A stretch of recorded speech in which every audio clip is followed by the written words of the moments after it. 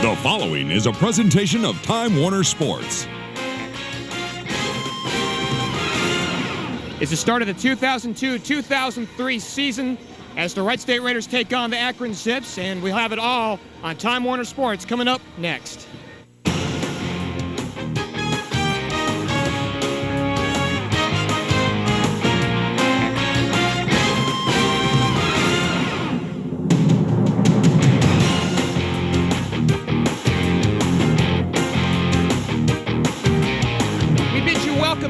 J. Nutter Center. Hi, I'm Geoff Kim. It's the start of the 2002-2003 season for the Wright State Raiders and Mark Best. Likewise, the Akron Zips have their season opener today. Both teams are coming out and ready to fight. Well, this is a great time of the season, Jeff. You know, both teams are no wins, no losses. Everybody's still a national championship contender, and adrenaline's running high. I think we got a good matchup here this afternoon. Let's talk about the guy we'll focus in on a lot today, and Seth Dolabo, an all-horizon pick. Well, Seth he's a great athlete. You know, he's bulked up a little bit in the offseason, put on 15 or 20 pounds. He's going to be the player to watch for the Raiders this year. It's the Raiders and the Zips. We'll have the starting lineups. Mark and I will have the play-by-play when we return on Time Warner.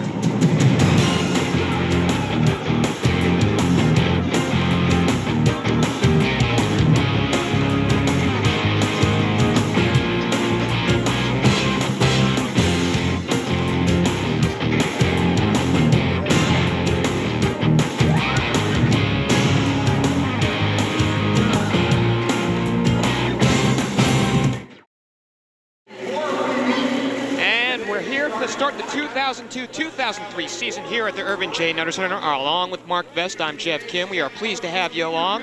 Again, it is the season opener, and Mark, there's nothing like it, as you mentioned up on our pregame stand-up. Everybody's a national championship contender at this point. Well, you know, this is the great time of the season. You know, both these teams relatively healthy. Your adrenaline's running high. You've been practicing against teammates. You've had a couple of exhibitions leading up to this, but this is what it's all about. And I think it's nice. I think as a former player, you realize that it's nice to face live competition as opposed to beating up on your teammates in practice. Well, you know, that, and, you know, when you end the season last year, you know, you think, well, I've got, you know, a long time to wait. You know, you think about the things you did right, things you did wrong. And, you know, all that offseason, all that hard work is behind you now, and now it's time to go out and lace them up and play. Ed Schilling's crew coming off back-to-back winning seasons, an 18-win season 2 seasons ago, and then last year 17 wins. This is a team that's starting to find its own steam. Well, I really think this team, Jeff, to be honest with you, is just a player or two away. You know, you look over the past 2 seasons, Ed Schilling and his staff have won 35 games. A lot of coaches would be very happy with that. Ed, not content, wants to get better, continue to get better, and, you know, recruiting classes will continue to come in, and I think we've got a bright future. Wright State was 17-11 last year.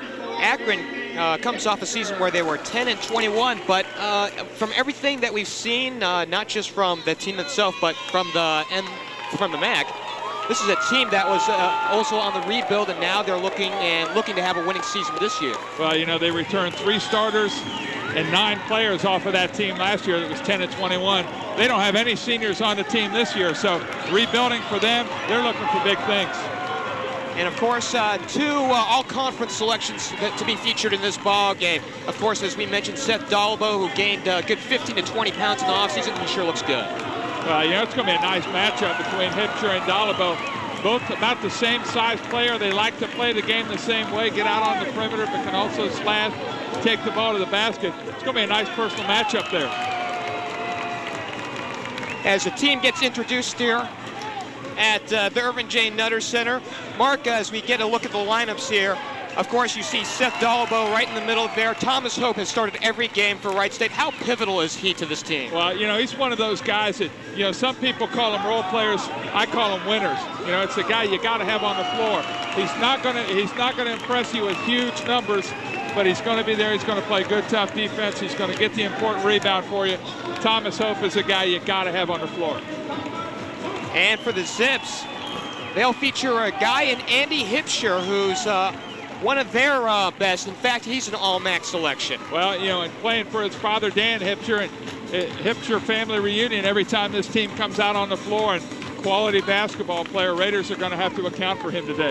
Dan Hipsher, of course, the head coach for the Zips. In fact, a former UD assistant from the 80-81 season all the way to the 88-89 season under Don Donaher. So a lot of people, a lot of fans around here very familiar with him. Name that everyone will definitely recognize, and he's done a nice job with this Akron program. As we see the presenting of our nation's colors for the first time here at the Nutter Center this season. Always a nice sight to see.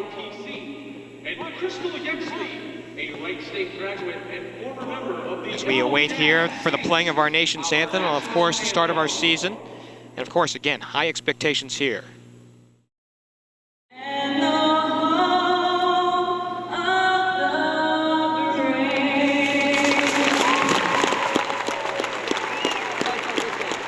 Mark, it should go without mentioning here that this is a team in the Wright State Raiders that came off a 17-win season. Well, we have to look here, the fact that they lost Jesse Deister. They also lost Kane Dalabo, amongst the very best shooters in the entire country last year. This is a team that's going to have to find a new way to win. Well, you know, and I think two of the players that are really going to step to the forefront, we've talked about Seth Dalabo, Vernard Hollins. He's a guy that, you know, he's matured, he's grown, he's obviously a year older physically. He's gotten a lot better. Vernard is one of those guys who, you know, he can control the game on both ends of the floor. Ed Schilling and his staff, they're going to look for a lot of leadership out of Vernard Hollins. In the past, he didn't really have to assume that role, but, you know, now as a senior, he's got to step up, and he's going to be the vocal leader as well as the guy that leads him on the floor. Already injuries an issue here with the Wright State Raiders. Trent Vaughn, a junior out of Cuthbert, Georgia, he is doubtful for today's ball game. He has been suffering a left ankle sprain, and he's been having a hard time walking on that, much less playing. Well, you know, the way Ed Schilling likes to play, a lot of intensity, a lot of movement. Well, if one of your wheels is broken, you're not going to be able to go. So he's going to sit today. There you see Coach Ed Schilling in his 6th year at the helm here at Wright State, record 65 and 75, and really looking to improve on that. And I think very positive outlook on this season. The last 2 seasons have been very nice ones here at Wright State, back to tradition, if you will. We see Dalabo at the center jump circle along with Byron Thompson, junior out of Aurora, Illinois. Sound of the whistle.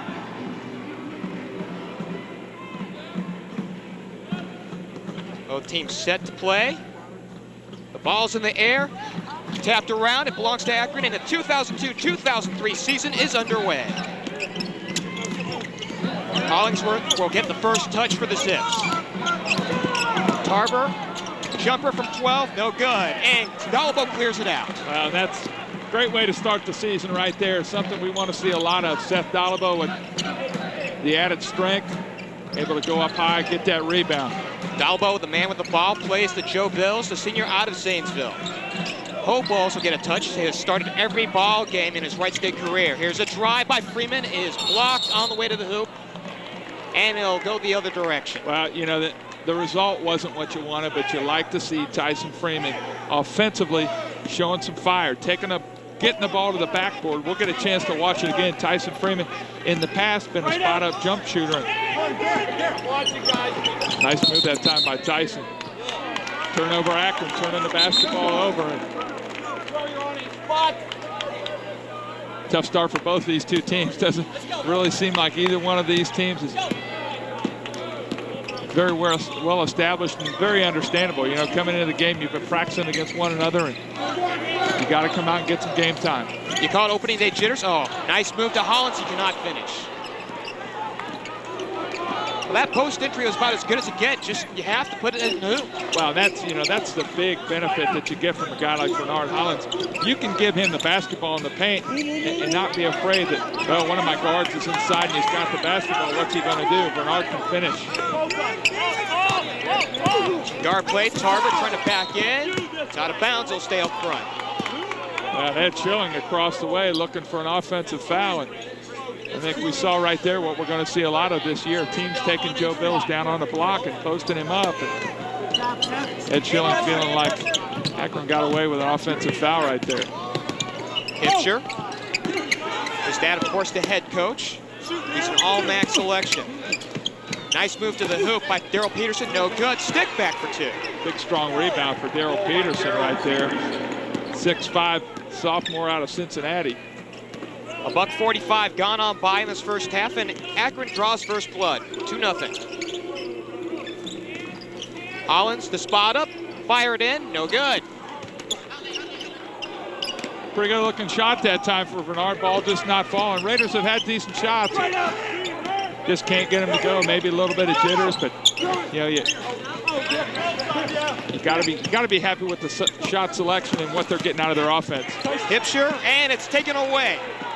Great defense by Freeman. He's up front. He'll wait for the rest of his troops. Good decision by... Oh, Hollins wide open, and he finishes. Good decision by Tyson in transition. Allowed his teammates to get up the floor, and one guy that's always going to be up the floor, Vernard Hollins, didn't miss that layup. First tie of the ball game, 2.5 gone by here at the Nutter Center. Peterson holding on to it in the left pocket. Akron with a lot of motion offensively. You'll see a lot of screens and a lot of people moving. Oh, and a nice shot for Derek Tarver. Derek Tarver saying, I'm not starting out slow. Knocks down a big three-point shot. Seth with a 3 of his own, knock it down.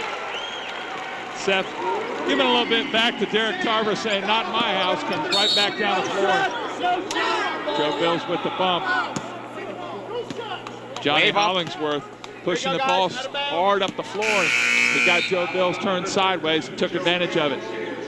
The foul came before the shot attempt, and we see our first substitutions to the ball game for Akron. Number 54, Matt Seibert. And we see number 5, Brian Wood into this ball game, 6'4", sophomore out of Buena Vista, Colorado. Dan Hipsher obviously going big now.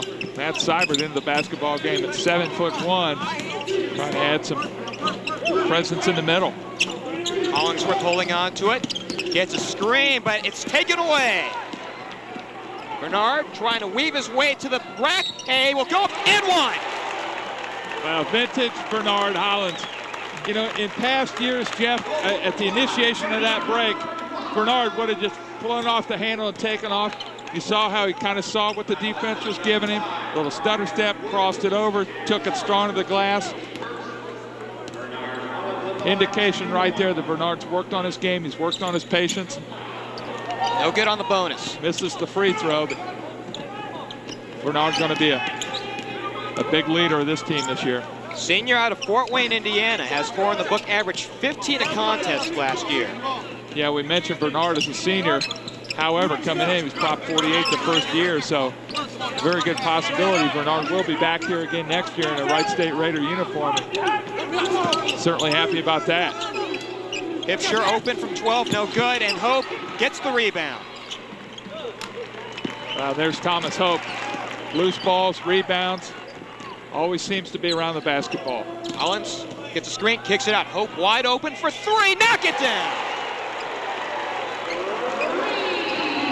You know, coming into this season, that's the one thing that I hope we would see is some offensive production out of Thomas Hope. Boy, when you can move your big man out on the floor and knock down threes, you get the attention of defensive coaches.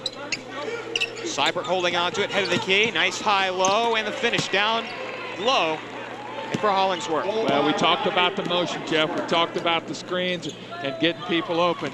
Got to play good team defense. Dalabo, a strong move, the leaner, no good, but we've got contact. Obvious contact down on the block with Matt Seibert. Well, there you see the indication of the added strength of Seth Dalabo. Last year, maybe, you know, the defender just bodies him up. This time, he's pulling his body up off the floor. So there you see a little bump that time by Seth, drawing some space. And boy, some old problems starting to rear their ugly head here in this early part of this game this morning. Free throws. Wholesale substitutions. We see Lloyd Walls into this ball game, Lloyd Walls into this ball game for the first time, along with 21, Mark Starkey, and 1 of 2 put home by Seth Dalabo. We have a timeout on the floor with 15:24 remaining in half number 1. The Raiders lead it by a score of 10-7. We'll be right back.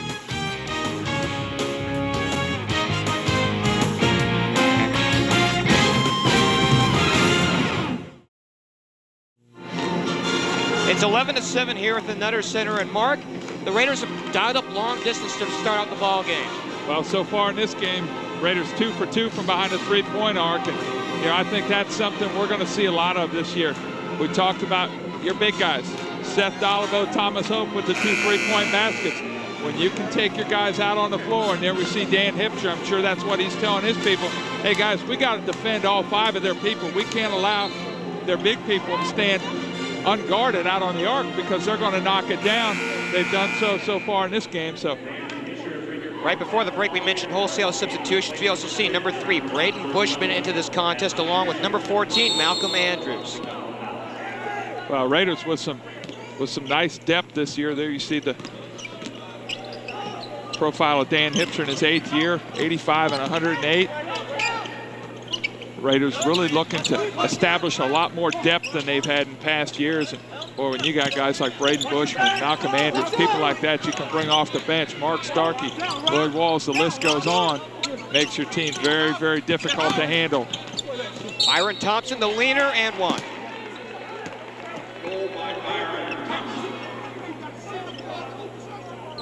One area of concern right there for Ed Schilling and his staff, interior defense. They don't really have the big aircraft carrier body to establish some kind of presence in the paint. We'll get a chance to watch it again. Foul is on Lloyd Walls. Lloyd Walls, there you see Seth gets on the backside. Byron Thompson knocks down the free throw, makes a 3-point play the old-fashioned way. Raiders really have to work on interior defense. I think that's something that opposing teams are really going to try to exploit against this Raider team. Some contact off the ball, an illegal screen against Wright State.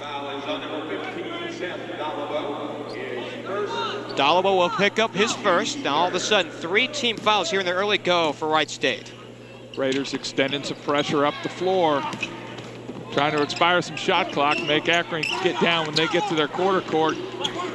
Not have a whole lot of time to establish anything. 3, it's an air ball on the near side by Derek Tarver.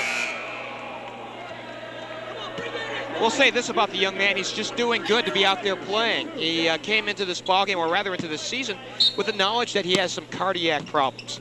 Well, and actually has sports information director from Akron telling us before the game, he actually has a defibrillator implanted in his chest. You know, if he would ever get in some kind of distress, his heart would cause some problems, just precautionary, but nice to see the young man with still the opportunity to get out and play athletically at this high of a level. Tarver guilty of the travel, so we head back the other way. Nice feed inside, but it's off the hands of Starkey, and we head the other way once more. Maybe some nerves right there for Mark Starkey. First time touching the ball in the Wright State Raider uniform. Practiced all last year as a red shirt. You know, hopefully those nerves settle down because he's a guy that's going to get a lot of playing time. Big, strong body inside. Tarver, nice move to the hoop, cannot finish. Wright State on the run. Andrews will pop from 15 and no good. Thompson the rebound for Akron. Malcolm that time, maybe a better decision. He slowed it up against the break, but a 1-on-2, maybe the better decision is to pull it back, get your teammates involved. Those decisions will come. Tarver on the drive and a whistle stopping play. Derek Tarver, 6'4", 210-pound junior. Pretty powerfully built young man. Taking it strong, getting it to go. And there you see at the top of the screen, Ed Schilling getting his horses back in the game. And Tarver just latches the ball on his hip and says, I'm taking it to the rack. And they will call the and one on this. The continuation looked like Walls, Lloyd Walls, who picked up his second, gave the bump before the shot was even attempted. Well, you know, you mentioned Lloyd Walls' second foul. We're early in this game. You know, 13:39 left in the first half, and Lloyd Walls already with 2 fouls. That's one thing that can really hurt this team, is that it hurts all teams. You can't allow yourself to get in foul trouble. Vernard Hollins back in the ballgame, tried the shot, had it knocked away, gets it back. He will throw up a hook from 12, no good, and it's out of bounds. Bad shot. Bad shot that time by Vernard. He pats himself on the chest, looks over at Coach Schilling, says, my bad. Yeah, those are the kind of mistakes. You know, it's coming from intensity. It's coming from trying to carry your team and do something good, but You really got to use your head. Thomas Hope back in on that last dead ball as well for Wright State. Peterson from 12 got 2. Well, Dan Hipsher really with an athletic lineup on the floor right now. You can see at that time in that offensive possession. A lot of movement, a lot of quickness. Biggest lead of the ball game for Akron at 4, 15-11. Hollins will pump 3, knock it down. Big shot right there. Raiders had gone a few possessions without getting anything done. Pull back to within 1 point of Akron at 15-14. Well, Wright State right now perfect from behind the arc, 3 of 3. Hollingsworth playing pitch and catch from Thompson. Dumps to Peterson. Inside to Tarver. He puts it in. Another strong move for Derek Tarver. Well, the Raiders just not doing a very effective job. I wouldn't say they're doing a bad job, but it's not very effective at fighting around screens, especially down on a block. Akron with a lot of powerful players who can finish. Hollingsworth the steal, and he goes coast to coast. Well, we see Ed Schilling up there, and he's not pleased with what he's seen so far. 5-point lead for Akron.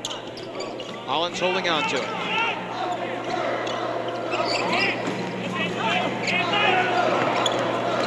The dump inside to Hope. He's got a one-on-one. We'll have the turnaround. A fade away from 10. No good. Well, and nobody around to rebound. Raiders, everybody heading back down the floor to play defense. And double dribble that time. Andy Hipsher turns the basketball over. We have a timeout on the floor. It's a 5-point lead for the Zips at 19-14. We'll take a timeout right here and come back in just a moment.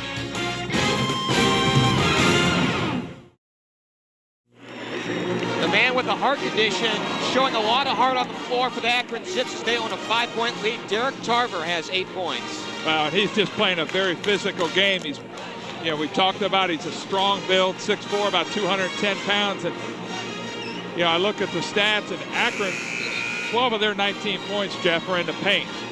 And Derek Tarver with a lion's share of that. Raiders just have to do a better job of fighting through the screens on the baseline. You can't allow teams of this caliber to get the ball in the paint time after time. Coach Ed Schilling freely substituting as Joe Bills will handle the ball. Hollingsworth applying personal pressure.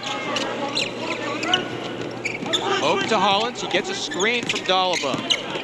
Nice turnaround, drives. Oh, the nice wrap around to Hope. He puts it up, no good, and Hipsher the rebound. Well, that time Vernard's got to go ahead and take that shot. He's got to put it on the backboard. He makes a good move and gets to the backboard. He's got to go ahead and shoot it. Bernard's got to be the finisher.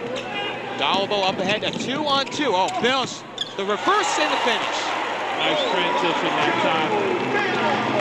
Seth Dalabo draws a lot of attention when he gets out in the open floor with the basketball and doing a nice job of working with his teammates. Joe Bills looking to do something without the basketball. Raiders now down 3 at 19-16. Senior out of Zanesville with his first points. The miss on the short end, and now all of a sudden Wright State trying to find some momentum, down by 3. Bernard to the hole, no good. Hollingsworth a little out of control, finds Hipsher. Top of your screen, throws it away. Hope with the steal. Now the Raiders got to show a little patience. One of the things in past years that Ed Schilling has really stressed is, guys, we've got to get the ball into the paint before we take a shot. Now, that doesn't necessarily mean we can't take a perimeter shot, but we got to work it into the paint. Tyson Freeman knocking down a big 3. In fact, he ties things up for the 3rd time in this ball game. We're knotted up at 19. Halfway through this first half, we've got a good one here at the Nutter Center. Tyson Freeman now matched up on Andy Hipsher and just really looking to pressure him and stay with him through screens.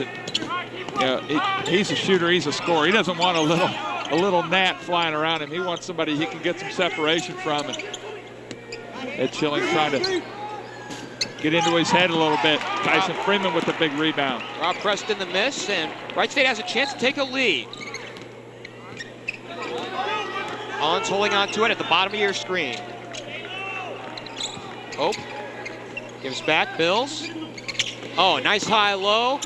fought for, it's out of bounds. It's out on Dolabo, and a tough call on the baseline. Tough pass that time by Joe Bills, trying to thread the needle, and Akron doing a nice job just getting hands up. That time Andy Hipsher just deflects the ball enough to cause a problem. You know, you don't always have to steal the basketball, but well, I tell you, when you get a lot of deflections defensively, good things happen, and evidence right there. Preston finds Brian Wood. Travel. Daryl Peterson guilty of steps, and again, Wright State has a chance to break this tie with 9:08 remaining in this first half. Well, the Raiders very lucky early in this game to be tied with 9 minutes and some change left in this first half. Raiders already with 7 turnovers. You look over on the the Akron side. Boy, when you allow a team to score 12 points in the paint, they're getting pretty good shots. Hollins gives to Bills, finds Hope. Top of your screen. Goes to the baseline, a little pitch and catch. Hope kicks back to Bills. 10 on the shot clock. Oh, and a big finish for Dolabo. There you see another indication of just the added strength. People are going to beat on Seth when he's on the block. They're just going to pound on him physically, and that time able to hold off the defender, still with enough ability to go and get the pass. And boy, once he gets it, turns and gets a defender on his backside, the rest is history. Preston, the shot, no good. He gets it back, shoots over Dolabo, no good. Back tap belongs to Wright State. They have a 3-on-1. Bills to the rack. He will go in, strong with the left hand, and he'll roll in.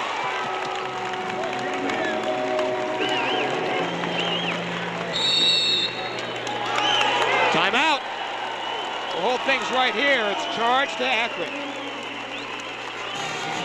8:02 remaining in this first half, and Wright State on a bit of a run now. They own a 23-19 lead. And that last play that we saw, Mark Best, we just saw a 3-on-1. You have to finish those if you're going to have a winning season. Well, you know, and Joe Bills now with 4 points, you know, coming into this game, you're thinking, you know, if we can get 10 points out of Joe, maybe 10 points out of Tyson Freeman, and then the other guys do what they're going to do, we're going to be all right. So far, we're very well on the way to that. Tyson Freeman, 3 points so far in this half, and Joe Bills with 4. And boy, when you can get out in transition and have your guards finishing like that, very, very impressive. Nice start for the Raiders. They're up 4. Well, it's pieces of the puzzle. Last year's team, we saw a great offensive balance. Front court, back court, didn't matter who. I think that's now what Ed Schilling wants. He wants to see everybody get a piece of the rock. Well, you know, and he's tried to work some guys into this basketball game, the Lloyd Walls and Malcolm Andrews and Braden Bushman and Starkey. Try to establish a rotation to where he didn't have to keep these 5 guys on the floor all night. But, you know, so far they've looked pretty formidable until right now. Again, Raiders beat inside. Daryl Peterson gets the and one. And the nice thing that Akron does, Jeff, is a lot of teams set good screens, but when they set a screen and a guy comes open, he's got the ball. He's got the ball right away. We'll get a chance to watch it again. There you see Hollingsworth just throws it to the high post, boom, underneath. Quick high low. And Bills had gotten the charge with the foul on that. That's his second, the team's 5th. The bonus made, and we have a timeout on the floor. It's a 2-point ball game here at the Nutter Center. Under 8 to play in the first half. We'll be back in just a moment.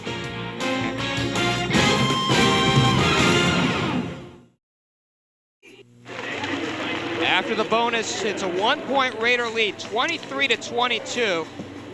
You know, Mark, I don't think either team's really been able to establish any momentum in this ball game. It's been helter-skelter, and that's why it's been so enjoyable to watch. But I guess if you're head coach Dan Hipsher or if you're Ed Schilling, you're not enjoying this at all. Well, no, but I think to some extent you expect it. You know, you expect this maybe in your first outing. And some of it, I think, goes to the 11 o'clock in the morning start. You know, there are a lot of things to build into it, but you know, I think as this game goes by, you'll see the cream start to come to the top, and these teams able to establish what they've worked all preseason to do. And you know, so far in this game, both teams shooting the ball fairly well. Wright State at 50%, Akron at 47.5. So they've both shot it pretty well offensively. And on tie, low in first, Dolabo in the finish. Well, and Seth doing a nice job of shooting that basketball. And his teammates doing a great job of delivering. They really, really look to get the ball to him, and they respect his athleticism. So, when you've got that trust in a player, you'll go ahead and give it to him. Peterson's jumper is no good, and Hollins the rebound. Wright State has a 3-point lead. Hollins on the stop and go, takes it right to the rack and scores. That's what a defense has to be very careful of when you've got Vernard Hollins bringing the ball up the floor. He's in kind of a secondary break, and everybody thinking, well, he's just going to stop and run the offense, and Raiders allowing another 3-point play. Byron Thompson with a strong move in the paint. The and one coming up. Ed Chilling, you see him at the top of the screen pointing to the other end of the floor saying, guys, can we get the same call at the other end? And we'll get a chance to call it. Boy. Dan Hipcher was hollering earlier in the half with the referees about creating calls. That's the first on Hope. 16 fouls against the Raiders, against just 2 for the Zips. Tyson Freeman drives, kicks it out. Andrews back to Hope. Hope will fire from mid-range. No good. Hollins will reset.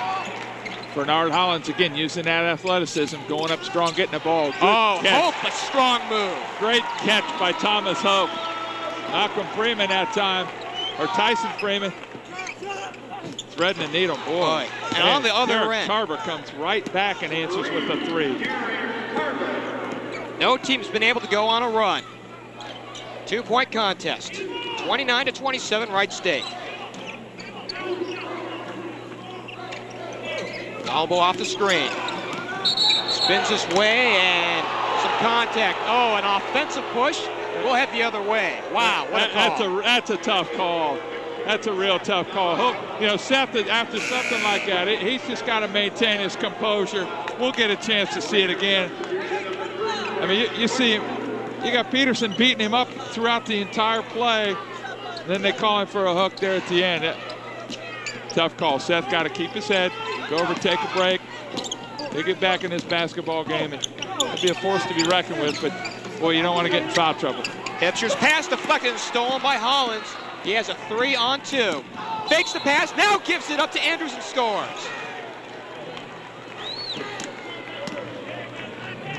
Now they'll call an offensive foul against Wright State. Yeah, Vernard got to give that basketball up. Either that or, the shot I'd like to see out of Vernard, stop, get your plant, go up and shoot that little jump shot. We'll get a chance to see it again. He thinks he's got the fake. And boy, that time Johnny Hollingsworth just doing a great job anticipating what Vernard was going to do and anticipated perfectly and drew the charge. That was a nice defensive play right there. Feed inside to Tarver, deflected out of bounds. Tyson Freeman now matched up against Derek Tarver. Tarver with a decided advantage in size, 6'4" to about 6 foot for Tyson Freeman. 6 foot, I think, being that program height. Well, in some cases, size does not matter. Tenacious D by Tyson Freeman. Well, Tyson, if they measured it based on height, he'd be a 7-footer. And they get a 3-second call, turnover on Akron. And Raiders that time doing a very nice job playing team defense, working through screens, and making Akron earn the ball. Bushman, the hanger, no good. Drew the contact, he'll go to the line for 2 right here. Daryl Peterson guilty of the personal, and that's just now 3 team fouls against Akron with just 5:12 left to play in the first half. Braden Bushman, there you see, strong to the basket. Jeff, these are the kind of situations where Braden Bushman is going to have to step forward. I have a lot of confidence in this young kid. He's coming in now. You got Seth Dollivo in foul trouble. You got Joe Bills on the bench. You've got a couple of your other big guys in foul trouble. Braden's going to come in and give quality minutes. Junior out of Gass, Indiana, makes them both. 31-27. Full court pressure being shown by Wright State. Here's a drive by Tarver. Oh, he will score once more. Derek Tarver, just one of those guys. He's a little undersized, playing one of the forward positions, or maybe a 3-guard offense is what Dan Hipcher's employing, but just so physically strong, makes up for a little bit of lack of height. Hollins the hanger in the score. Gets it done with power, and there's a little bit of power out of Vernard Hollins right there. Vernard with 11 in the ball game to make it 33-29. Walk. Daryl Peterson guilty of steps. Jason Hicks will see his first action for the Akron Zips. Wearing the number 24, 5'10", 165 pounds, a sophomore out of Cleveland. You know, so far early in this game, you see Jason Hicks checking into the game. Both these teams, yeah, they're making some mistakes, some turnovers and some fouls. That's to be expected. But Hollins with a big jam. Boy, you got to be happy with the effort.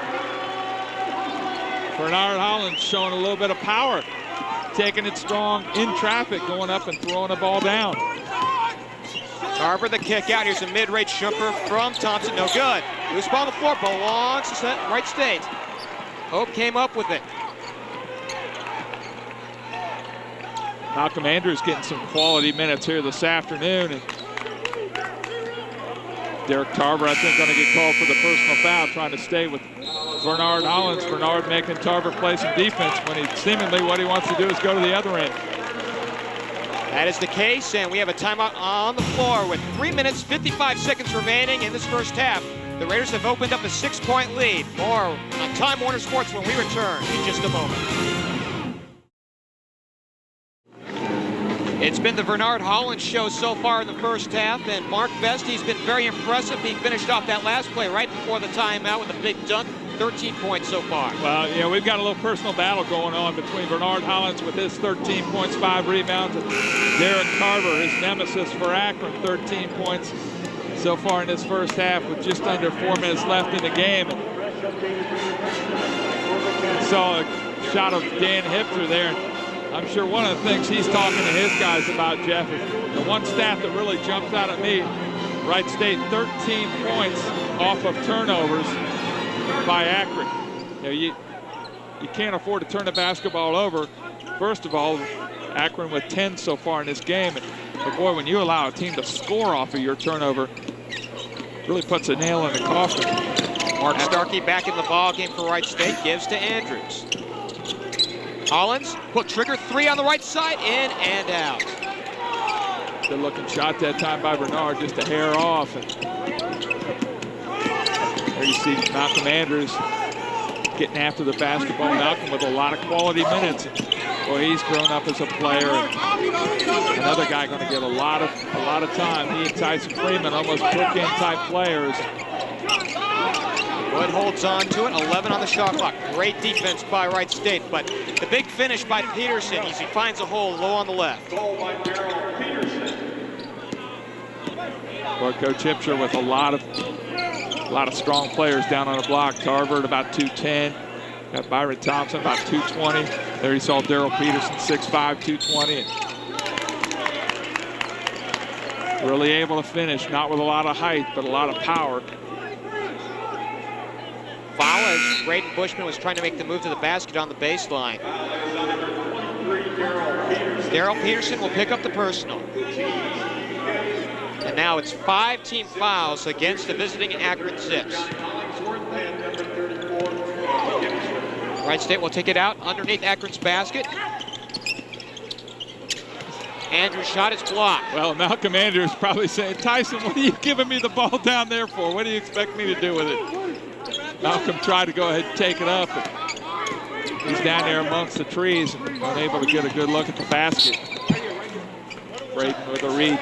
Yeah, he reached in on Derek Tarver, and Tarver's really found a home on that low left block. Well, that time I think he surprised Braden coming across and got position in front of him on the block. And the entry pass came in. Braden reaching, trying to deflect the ball. We'll get a chance to see it again.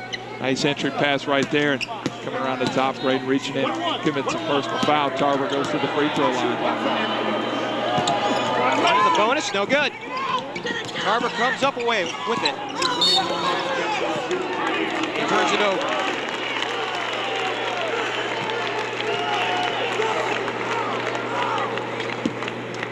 There you see Ed Schilling and, of course, assistant coach Will Ray together for 6 years. Now, Mark, of course, they have a couple of new assistants on their squad, Kareem Richardson and Stephen Bruff. What does that do for a team? You have a couple of first-year coaches who come in with guys who have been with the program for a while. Well, I think, you look to the veterans on that coaching staff, Ed Schilling, Will Ray. I mean, you've got some guys over there, got some years and got some experience. And what a better situation for a young coach to come into than to have those two as mentors. Hollins on the charge will head the other way. 2 minutes, 20 seconds remaining in this first half as Thomas Hook comes back in for Vernard Hollins. Something that we want to mention, coming up at halftime, we'll be talking with Wright State's Director of Marketing, Kim Grant. So be sure to stick around. She'll have some ideas, and she'll tell you what's coming up the rest of the season. And because when you come to a Wright State game, it's not just the product out on the court. There's some other things that will bring you here, too.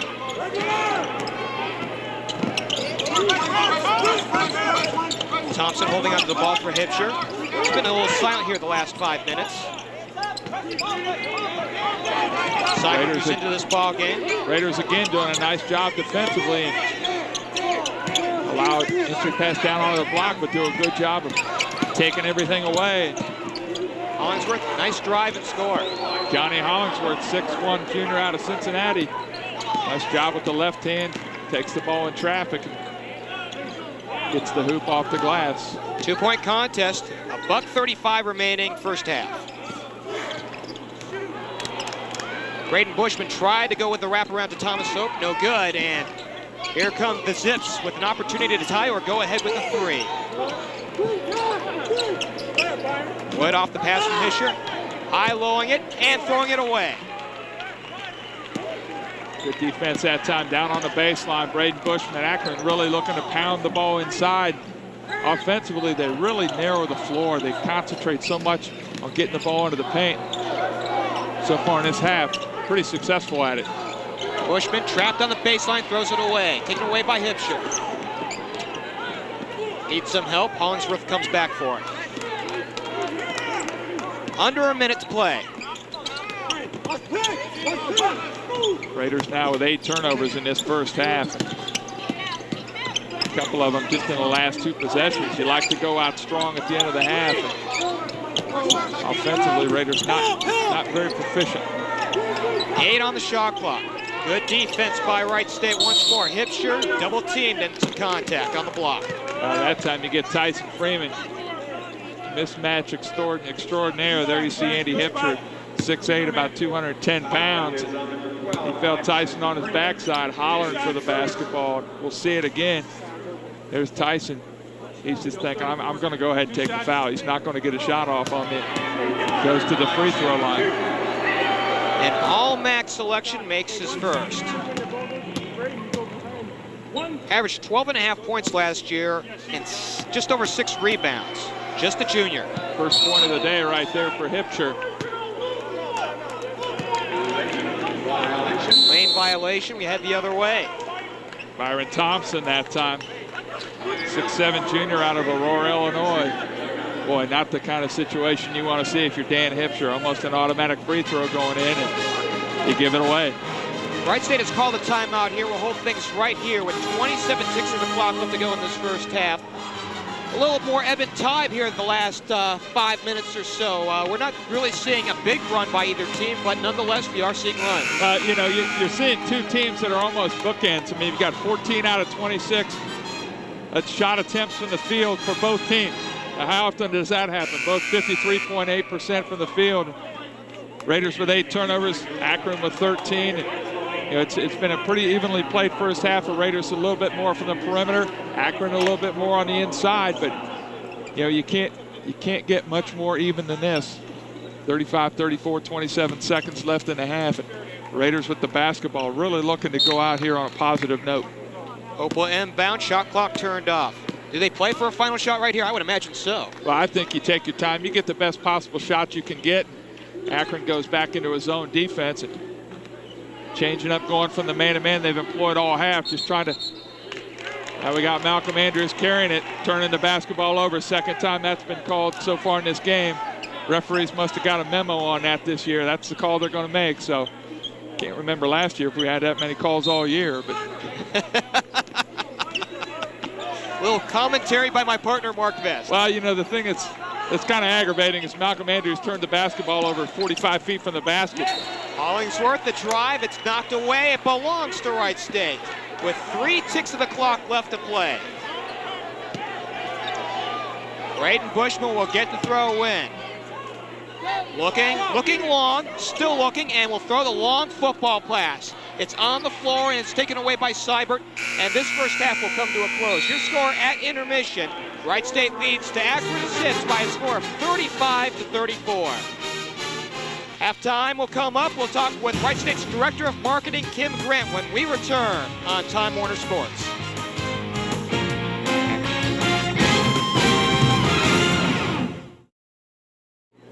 We return to the Irvin J. Nutter Center, and we're here with our Director of Marketing for Wright State, Kim Grant. First of all, Kim, I'd like to welcome you along to us with our broadcast, and of course, you have an edition coming along here in a couple months. Yes, I do, and I'm so glad you mentioned it, because you're at the stage where people are like, whoa, she's put on a lot of pounds there. So I introduced myself to everybody, hi, I'm pregnant.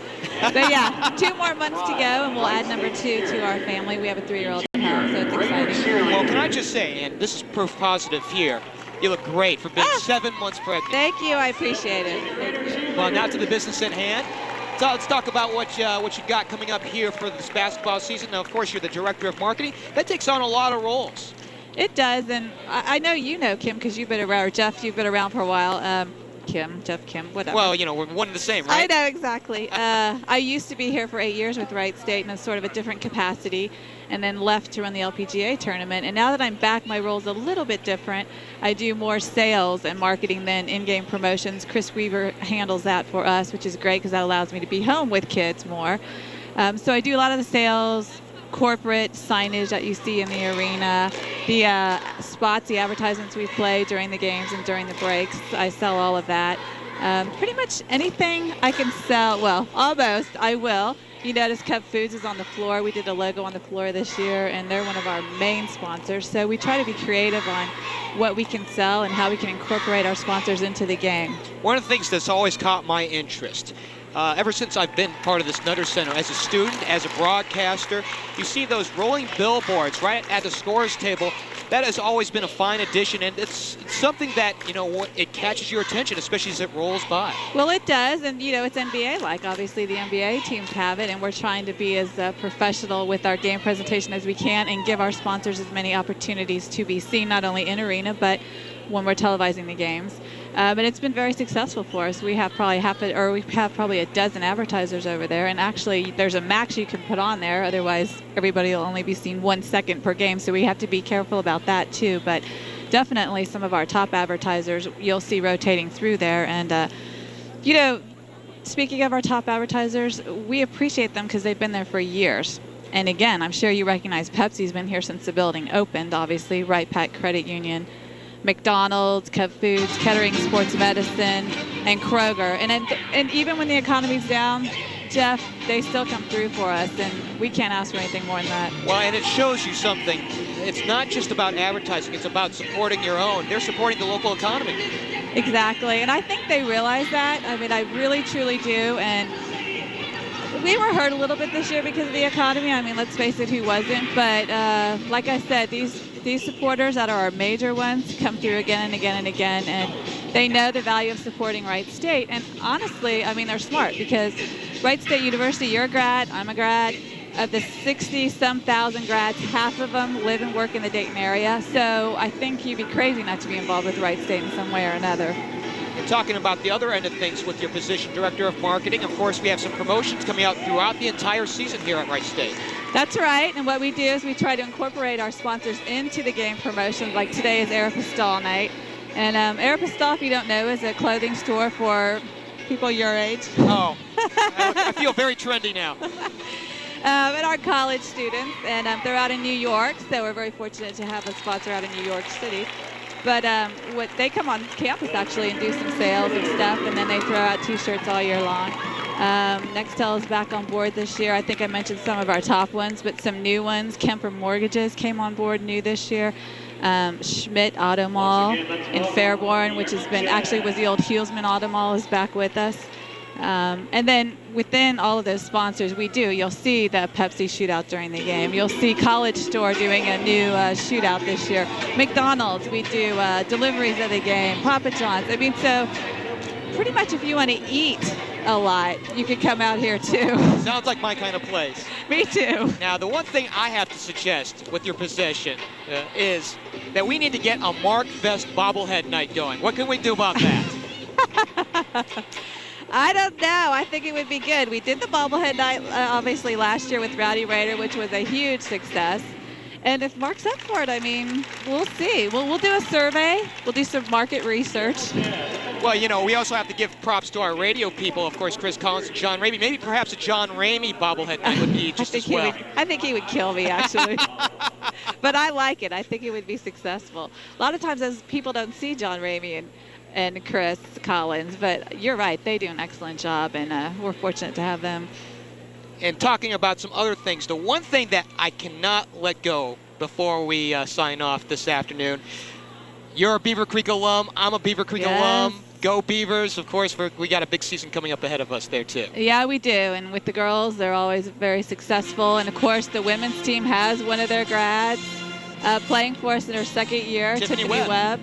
And so hopefully, yeah, the Beaver Creek grads out there, which I know are strong in number, will come out and watch her play because she's off to a great start, actually. Now, they did get beat against UConn this past weekend. Well, they're the reigning national champs, though. Exactly. So we can't fault them for that. But I think you're going to see a much improved team with our women's team as well. And as I'm saying that, let me mention that all of our sponsors do cross over into the women's games as well. We do whatever we can to incorporate our sponsors in all of our athletics. And one more thing before we let you go. Of course, with all the sponsorships that go on with the Wright State community, how does it affect the athletic community, the student athletes at large here at the campus? Well, I think pretty much you could sum it up by saying one of our newest recruits was incredibly shocked at the number of people that came out for the exhibition game, and that just made him psyched to play, psyched to be a Raider, and ready to get going. It definitely built up their confidence and makes them happy to be here. Kim Grant, Director of Marketing at Wright State, we are pleased to have you here at the half. Congratulations on the soon-to-be arrival here in a couple months. I know we'll see you before too long, though. Thanks, Jeff. I appreciate it. When we return, Mark Best will rejoin me. We'll recap the first half, look ahead to half number 2 when we return on Time Warner Sports.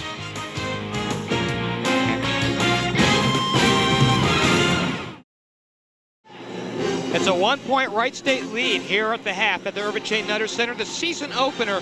And Mark Best, from an entertainment standpoint, it's been a good first half, but if you're Coach Ed Schilling, you've got to be disappointed with the defensive effort so far. Well, you know, the defensive effort, and also you got in some foul trouble. You know, they got in situations where, you know, they almost couldn't do anything but foul. They got 4 players with 2, Vernard, Seth Dollibo, Joe Bills, and Lloyd Walls, all with 2 personal fouls in that first half. And you know, if you look at the offensive end of the floor, not too bad. Turned the basketball over probably a few more times than in some situations where you really don't want to, but offensively shot the ball pretty well, got the ball in places where they wanted to have it. But, boy, you win games on defense, and Raiders, I think, very lucky to have a 1-point lead here at halftime. You know, it bears mentioning that we just saw Jesse Deister across the way talking with our radio friends, Chris Collins and John Ramey. You know, it's almost like we've missed them to some degree, but we really haven't missed them here in the first half. No, we really haven't. I think offensively, as we can see by the stats, you know, we've been able to get some things done. And, you know, the 35-34, the 1-point edge, both the teams 14 out of 26 from the field. Raiders with a little edge from behind a 3-point arc, 4 out of 5, 80%, 33% for the Akron Tips. Offensive rebounds pretty even, 4-2, but you know, you get down to the turnovers and you see where Akron with 14 turnovers in that first half, a lot of those leading to points by the Raiders. So I'm sure neither one of these coaches extremely happy with the way their teams played in the first half, but you know, by the same token, you're almost right where you were when you started the game, even up, and you come out here in the second half with an opportunity to win. So it's going to be an interesting second half. How about the play of Vernard Hollins so far? 13 first half points off of 6 of 11 shooting. Bernard's Bernard. You know, he's going to come out, he's going to create. He can go inside, he can go outside. You know, he can get you in transition. And the thing that I'm happy with is some of the decisions he's made here this afternoon. In past years, maybe he tries to create something where he really doesn't have it. this year I think he's showing a little more patience, and he's a guy that is going to run the show. And as Vernard goes and Seth goes, this team is going to go. Well, the one thing that we've kind of noticed in the first half is if it's a mistake, it's been a decisive mistake. And I think as the season progresses, those mistakes will become fewer and far between. Very good point. You know, a lot of times, you know, you hate to see a kid make a mistake where you're like, well, what's he thinking about? You know, but here they're trying to make the good pass. They're trying to thread the needle and trying to get things done. And, you know, those things will wash themselves out, and the Raiders will improve as the year goes by. One more timeout, and when we return, Mark and I will bring you the start of the second half on Time Warner Sports. Stick around.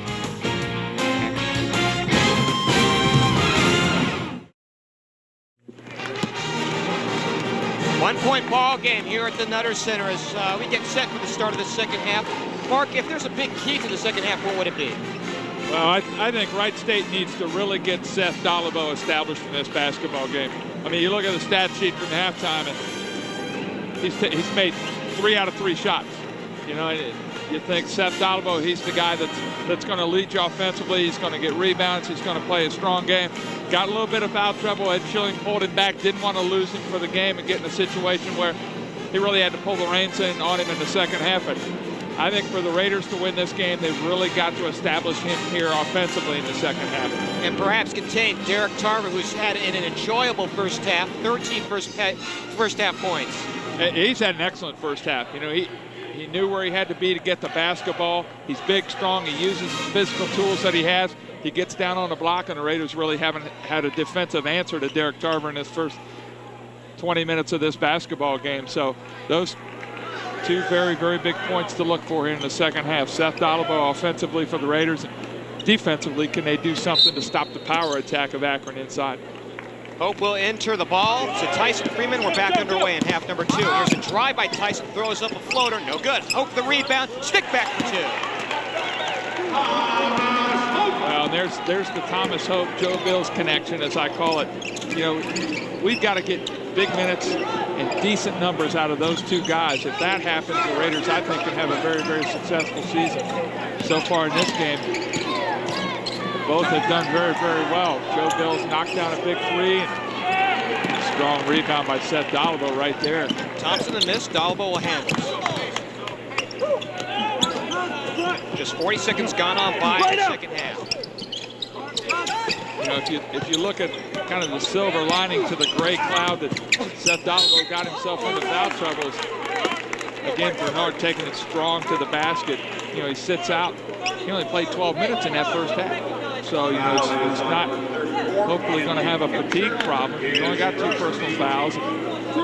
We'll get to see Vernard again taking it strong with the left hand. It's a part of his game that's really improved. In the past, he's always been kind of a slasher in transition, but boy, when you can take it in a quarter-court offensive set and just put it on the floor hard and go to the basket, it makes it difficult to defend. Andy Hibscher picks up the personal. That's his first, the team's first. And Hollins makes them both. Looks like Bernard's been doing a little free throw shooting in the offseason. Nice release. Very nice job that time by Vernard. That's a season average from a year ago, 15 points. Steal from Tyson Freeman. Again, tenacious D. Drives, kicks it out. Hollins, the shot is blocked, and Akron comes away with it. Hollingsworth holds on to it, top of your screen. Lost it on the floor. Thompson comes away with it. Feed inside, no good. Hipsher the stick back for 2. Raiders created that by showing a little impatience on the offensive end the other time down. Really looking to push the ball into the middle, and they throw the basketball away, get a little out of control, and Akron says, thank you very much, we're going the other way with it. Hollins the kick out, Dolliveau for 3, it is short. He gets it back, and a stoppage in play. Well, that's just textbook basketball right there. You know, you teach kids that in 4th grade. Follow your shot. Seth Dolliveau went up for the deep 3, missed it, realized, hey, I got to follow my shot. The whole side of the floor is open. Recognized it, went strong, got held. Defender realized, oh no, he's getting away. He's following his shot. Hollins off the entry scores. Raiders get a little early Christmas present right there. Pretty easy on the inbounds play. 17 for Hollins off of 7 of 13 shooting this afternoon with 5 rebounds. Tarver giving it up to Hollingsworth. Thompson on the reversal. Hipsher gets a touch. 12 on the shot clock. Hollingsworth trying to drive in. Bills will not give him a quarter.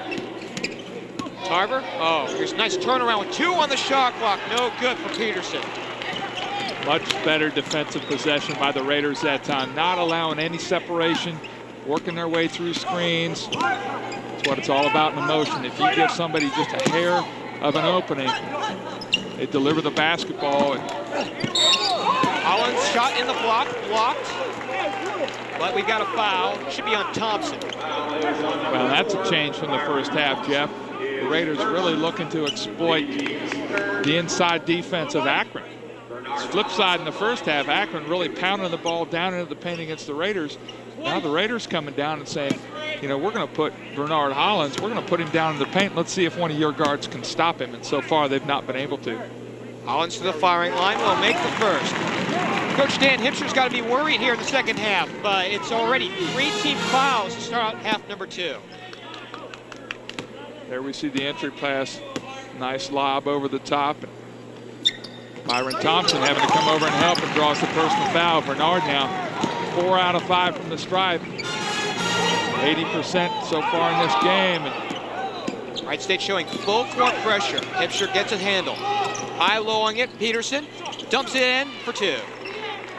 Daryl Peterson that time. Nice catch of that basketball. A little bit of an errant pass coming in from the perimeter. Daryl doing a nice job gathering it in and creating a shot for himself. Hope gives to Bills. 20 on the shot. Dolabo off the elbow, in and out.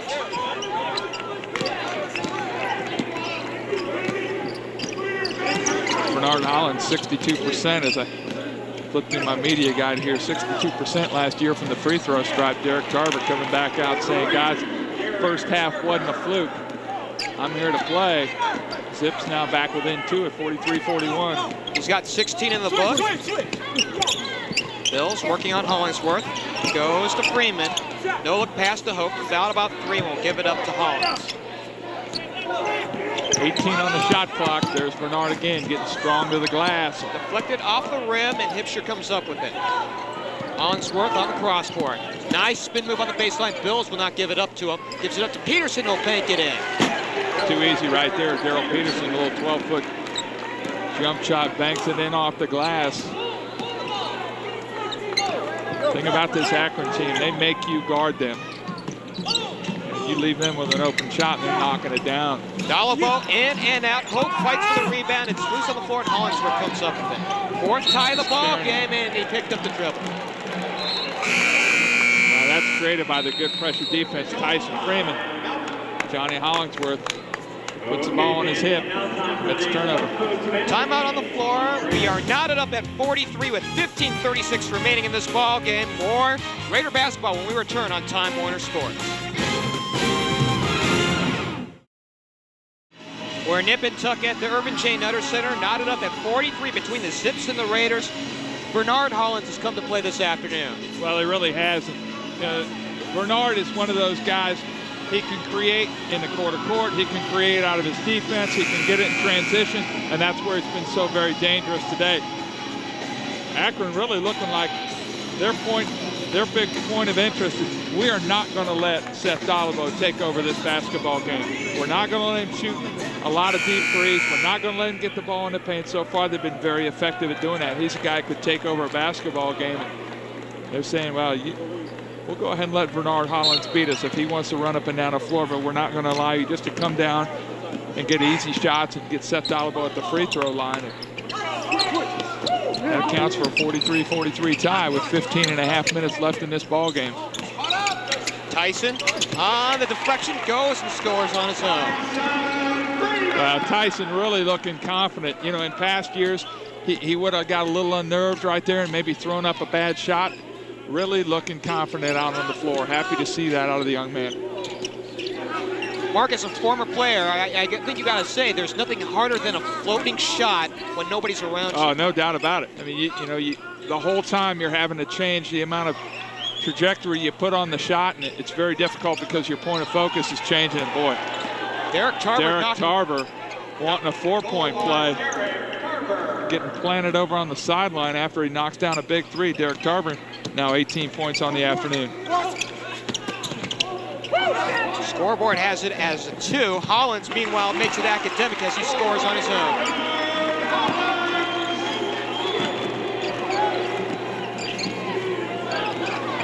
Tarver trying to create.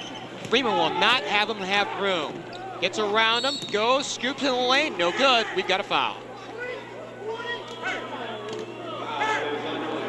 Foul is on Thomas Hope. And that's the first team foul this half against Wright State. We'll get a chance to see that play again. Derek Tarver just giving the Raiders fits defensively. He's so strong. You try to body up with him, he goes around you, knocks down the first of 2 free throws, puts him at 19 points on the afternoon. But just such a strong physical player. Very difficult to defend. Hope comes out, and it's Lloyd Walls in his place. In and out. Freeman clears the board.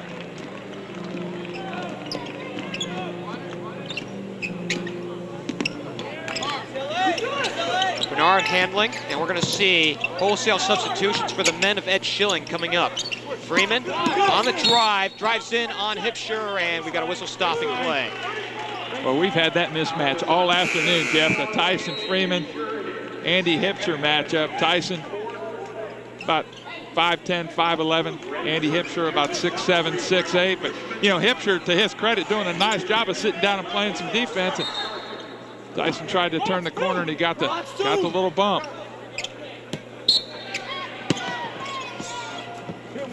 The throw in, Braden Bushman on the bottom of your screen will elect not to shoot.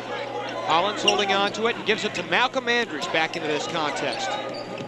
Really impressed with Malcolm so far in this game, Jeff. He's really come out and played with a lot of confidence. He's got some pretty significant minutes. And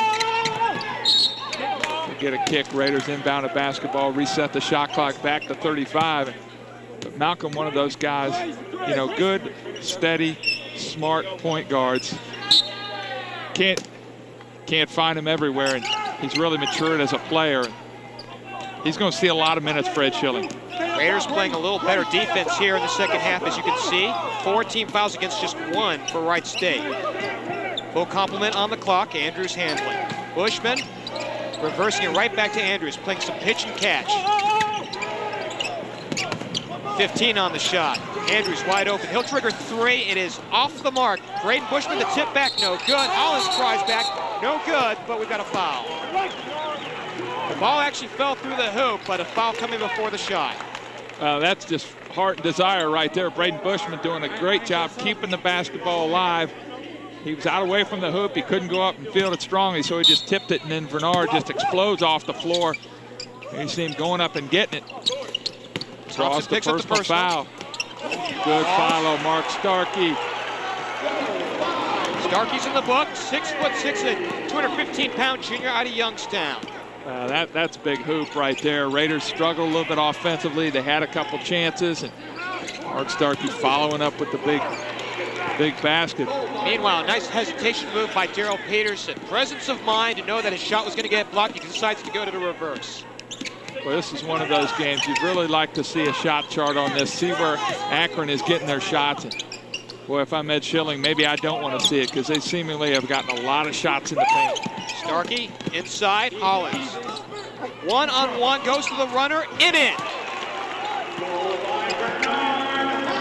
23 on the ball game for Hollins. Akron really doesn't have anybody at the guard position that they can put on Vernard to battle him down in the paint. You don't want to put a forward on him because then he takes you outside and utilizes his speed and quickness. But tough defensive matchup. The answer back by Daryl Peterson. Daryl Peterson really catching fire. 17 points now for Peterson.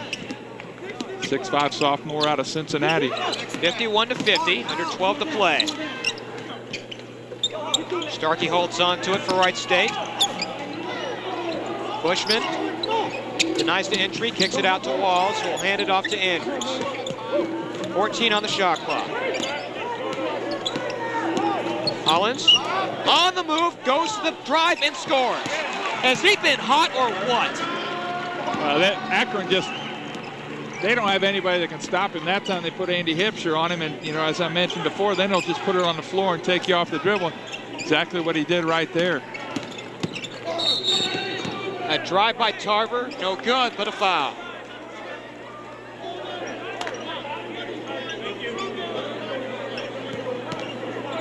On number 21, Mark Starkey. Starkey will pick up the personal. Cardinals in right there, giving baseline. Derek Tarver too strong. Once he gets around you and he gets towards the basket, he's going to make something happen. He's either going to get fouled and go to the free throw line, or he's going to be strong enough to finish. Gets to the free throw line, and maybe that's the best option right there. Misses the first of two. Seth Dalbo coming back into this ball game. Seth with 2 personal fouls, 8 points and 4 rebounds. Vernard going to take a well-deserved break. You also see Rob Preston back in for the Akron Zips. 1 of 2 for Tarver. Timeout on the floor. We have 11 minutes, 21 seconds remaining here in this ball game. The Raiders have the advantage. It's a slim one, though, here at the Nutter Center. We'll be back with more in just a moment.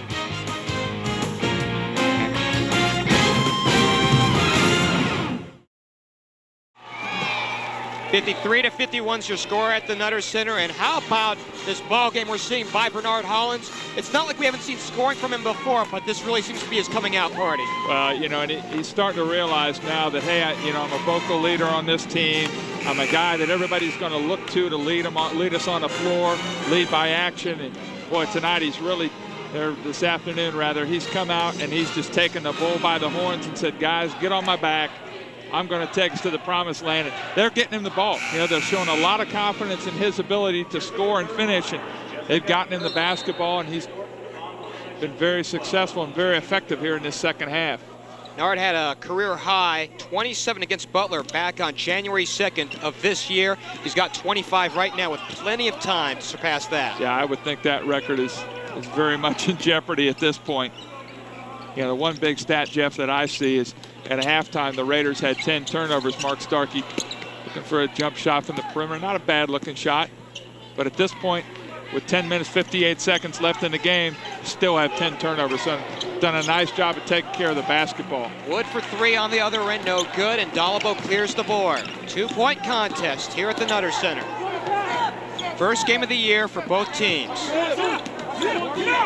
Andrews with the ball. Mark how big is a first game of the year for a team trying to establish a winning pattern. Oh, it's huge. I mean, it's especially when you've got a new makeup.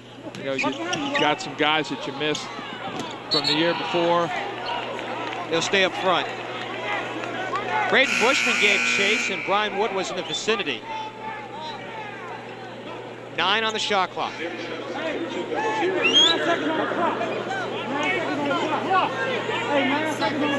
Dan Hipsher and assistants not real happy with that call across the floor.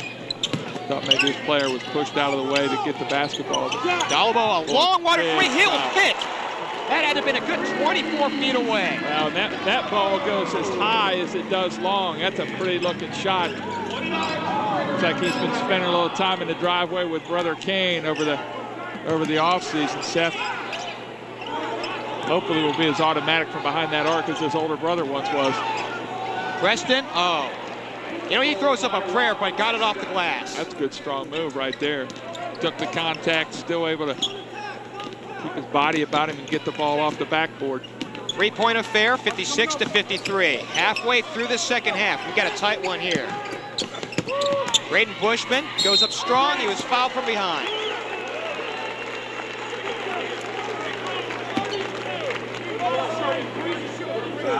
Big play by Braden right there. Again, we talked about the little things that he provides his basketball team. We'll get a chance to see it once again. He gets baseline. There he gives the head fake, gets everybody in the air, draws the personal foul. He'll go to the free throw line.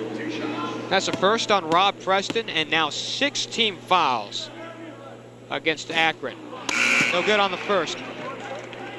Mark, this is a good sign for Wright State. The number of fouls that Akron's been collecting, the next one will be one of the bonus the rest of the way at the very least. Yeah, we're just a hair under 10 minutes left in the second half, so the Raiders so far in this game, 7 out of 9, 78% from the stripe. Been pretty effective there. Joe Bills back into the Raider lineup along with Vernard Hollins, Thomas Hope.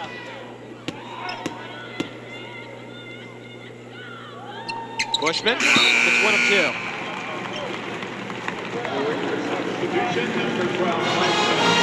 Tyson Freeman in for the shooter.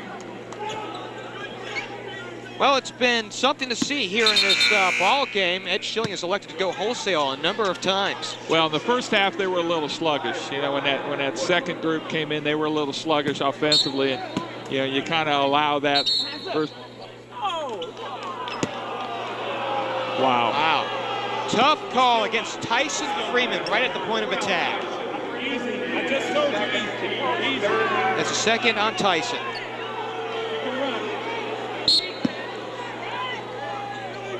One, 2-2 full court pressure being shown by the Raiders. And again, we talked at the top, a lot of teams will do this just to shorten the shot clock.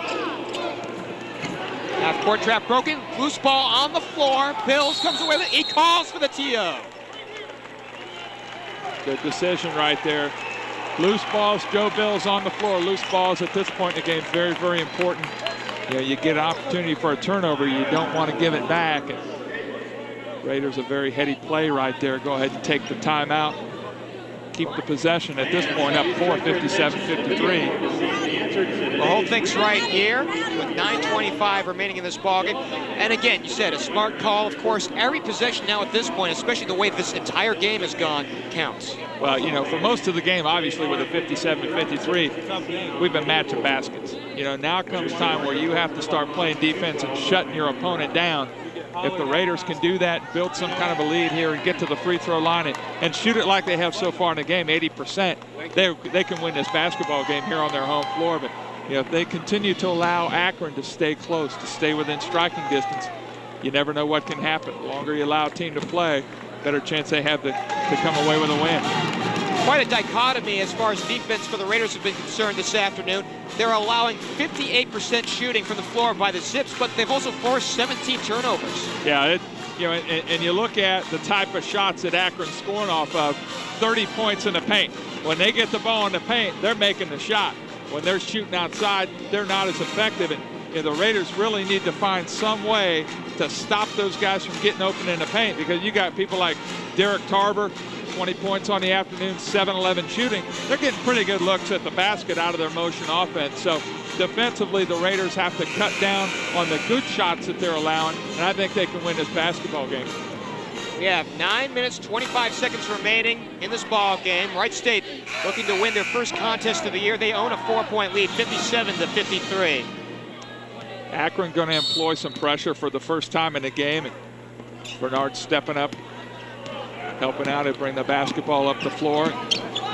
Got the matchup again, Vernard Hollins, Derek Tarver. In my estimation, this is really the only matchup I think that Dan Hipser can put out there where he can really control Vernard. Freeman on the move, he missed a shot. Hollins, a high flung rebound, gets it back, he was fouled. You see the look on Vernard's face right there.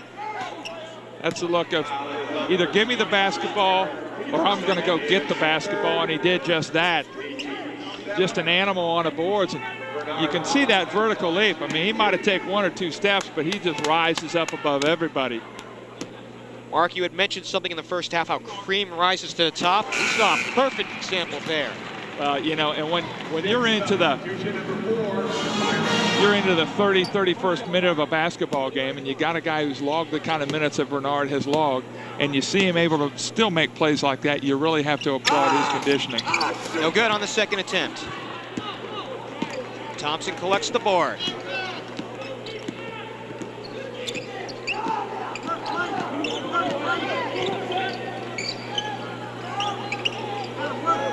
Farnsworth, Brian Wood, little pitch and catch up at the top of your screen.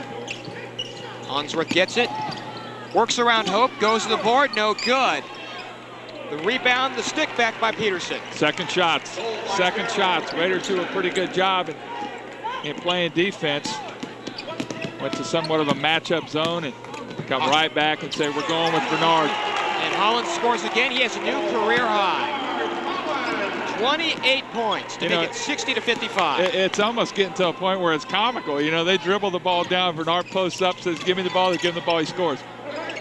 Akron's really going to look, they're going to need to find some way to control Vernard Hollins for these last 8 minutes. Peterson gives back. Hollingsworth gets a screen up high. 12 on the shot clock. Peterson will fire from long range, no good. Hope the rebound. Big miss if you're wearing a Raiders uniform right there. Raiders now with a 5-point lead. You bring it back up the floor. You've been doing good things.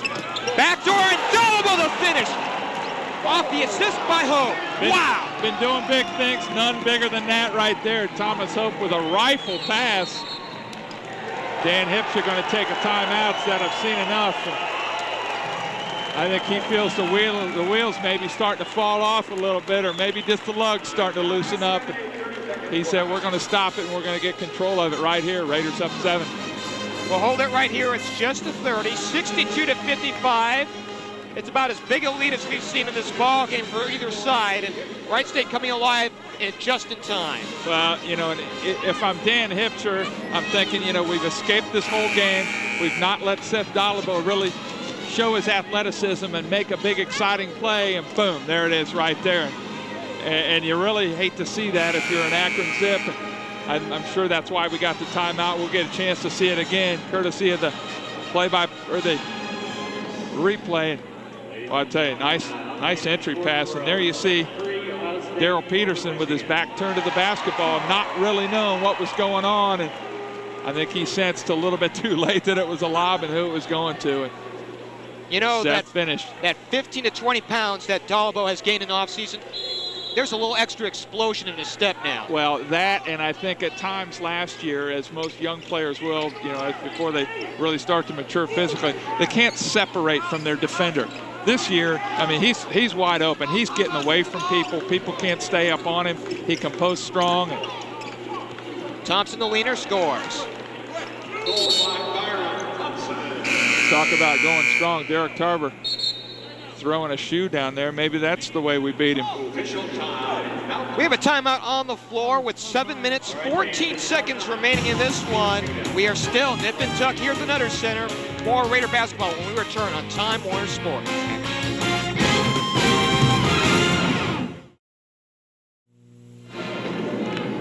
Five-point lead at the Irvin J. Nutter Center. And Mark, even though he's been not getting as many looks as probably he should be at this point, beg your pardon, Seth Dolabo having a very efficient ball game. Well, he really is. And, you know, it's a credit to his discipline. You know, a lot of times guys will come in and think, you know, I should be scoring more. I should be doing more. But, you know, today he's realized, hey, this is Vernard's day. Things are working for him. I'll back up. I'll do the other things I need to do. When I got an open shot, I'll knock it down. I'll get a strong rebound. I'll play good defense. And, you know, I think the better way to look at this duo is to combine what they've done. I mean, you got 41 points between these two players, 12 rebounds.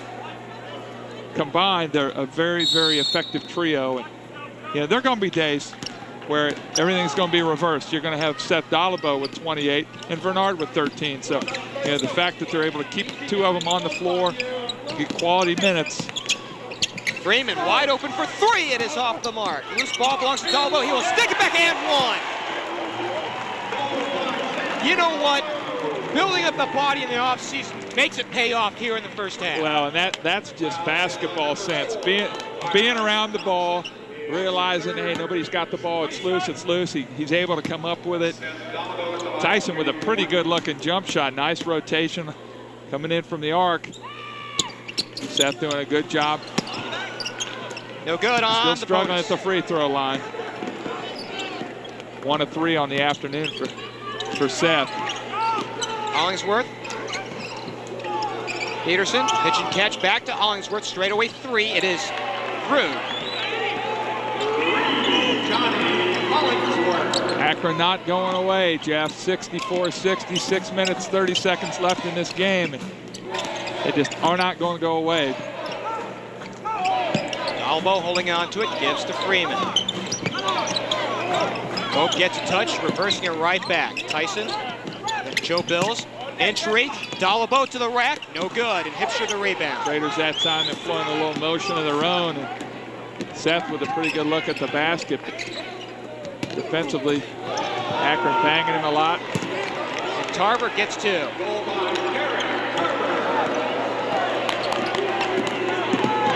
One possession ball game. Bills on the drive, lost the handle, it's on the floor.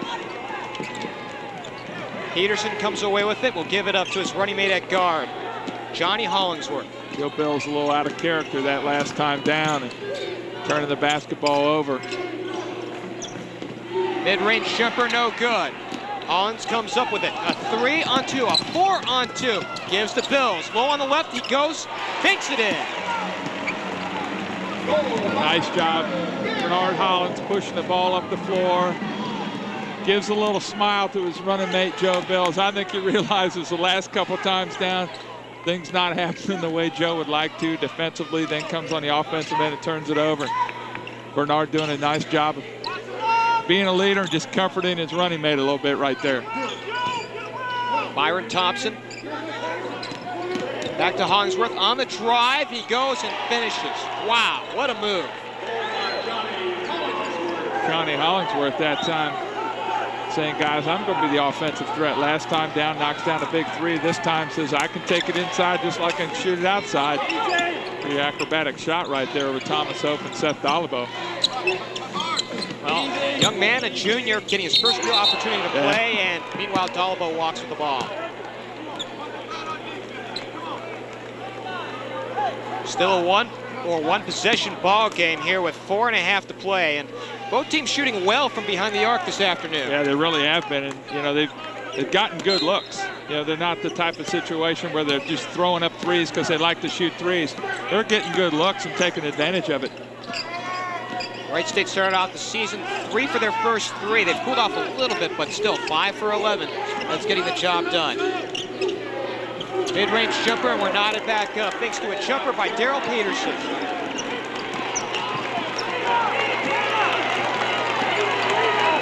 Raiders have really fallen on tough times offensively, and they've allowed Akron to get back in this thing. Drive by Tyson to the rack, no good. We've got a foul. Well, that's a Tyson Freeman that I love to see. In the past, he would have never had the intensity or, you know, even the confidence in himself to put it on the floor and take it strong like that. But I'll tell you, he has created a lot here this afternoon with his ability to put it on the floor and get to the glass. Derek Tarver, the offensive star for the Zips, has picked up his 4th personal and the first one home for Tyson Freeman. Tyson 1 for 1 from the free throw line here this afternoon. That is first attempt right there. Paltry 39% last year. Makes them both. Apparently that's one part of his game he's worked on in the offseason. Braden Bushman comes in for the shooter.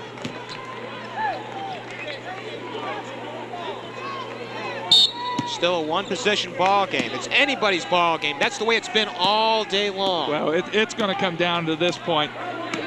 Who can play defense and shut your opponent down? Then when the ball goes up, who cleans the glass? Rebounding going to be very important these last 3 minutes, 50 seconds. Tarver from long range, in and out, tapped around, and it belongs to Hollins. Tough shot that time by Derek Tarver. Don't really need threes at this point. Gave the Raiders kind of a break. Dump inside to Hollingsworth, or beg your pardon, to Seth Dalbo, and it's deflected out by Byron Thompson. And we have a timeout on the floor. We are under 4 to play in this ball game. We are nip and tuck here at the Nutter Center. More Raider basketball when we return on Time Warner Sports.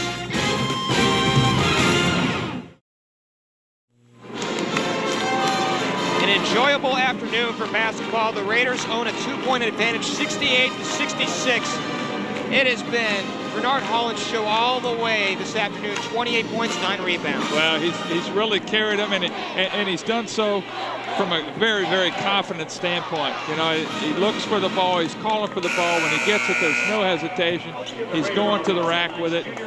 You know, he's done a nice job. And, you know, here in the second half, Seth Dalabo's come on. He's up. He's 15 points, 6 rebounds for the afternoon, 6 of 10 shooting, and he's really come on. And, you know, both these teams, Raiders have done an exceptional job maintaining turnovers.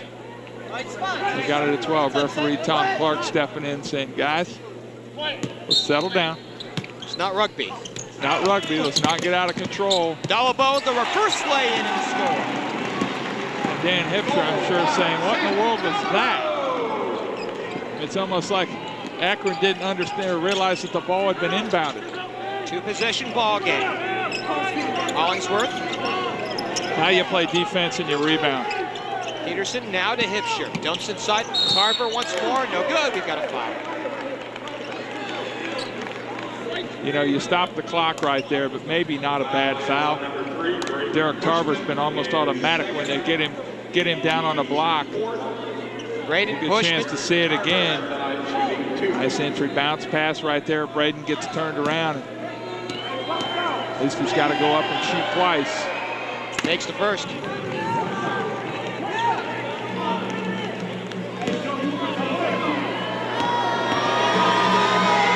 Carver once more. Got a boat. Really have to be impressed with him. Derek Carver, 24 points, very powerful player. Very confident. Oh, no contact call. Goes to Dalbo, lost it on the floor. We've got the foul. Foul is on Derek Carver. He has just left the ball game. Well, that's a tough loss for Dan Hipsher. He didn't have a very good angle. A lot of bodies flying around. We'll get a chance to watch it again and make the call from off. Good strong move right there. And he's just diving in for the basketball. Well, I think if I'm Dan Hipsher, I may state my case that, hey, the foul was already committed. It looked to me like the foul was on number 4, Byron Thompson, reaching in as Seth made the move. And Derek Carver just comes in kind of after the fact, going for the loose ball. Big free throws right here for Seth. Matt Seibert will come in, take his place.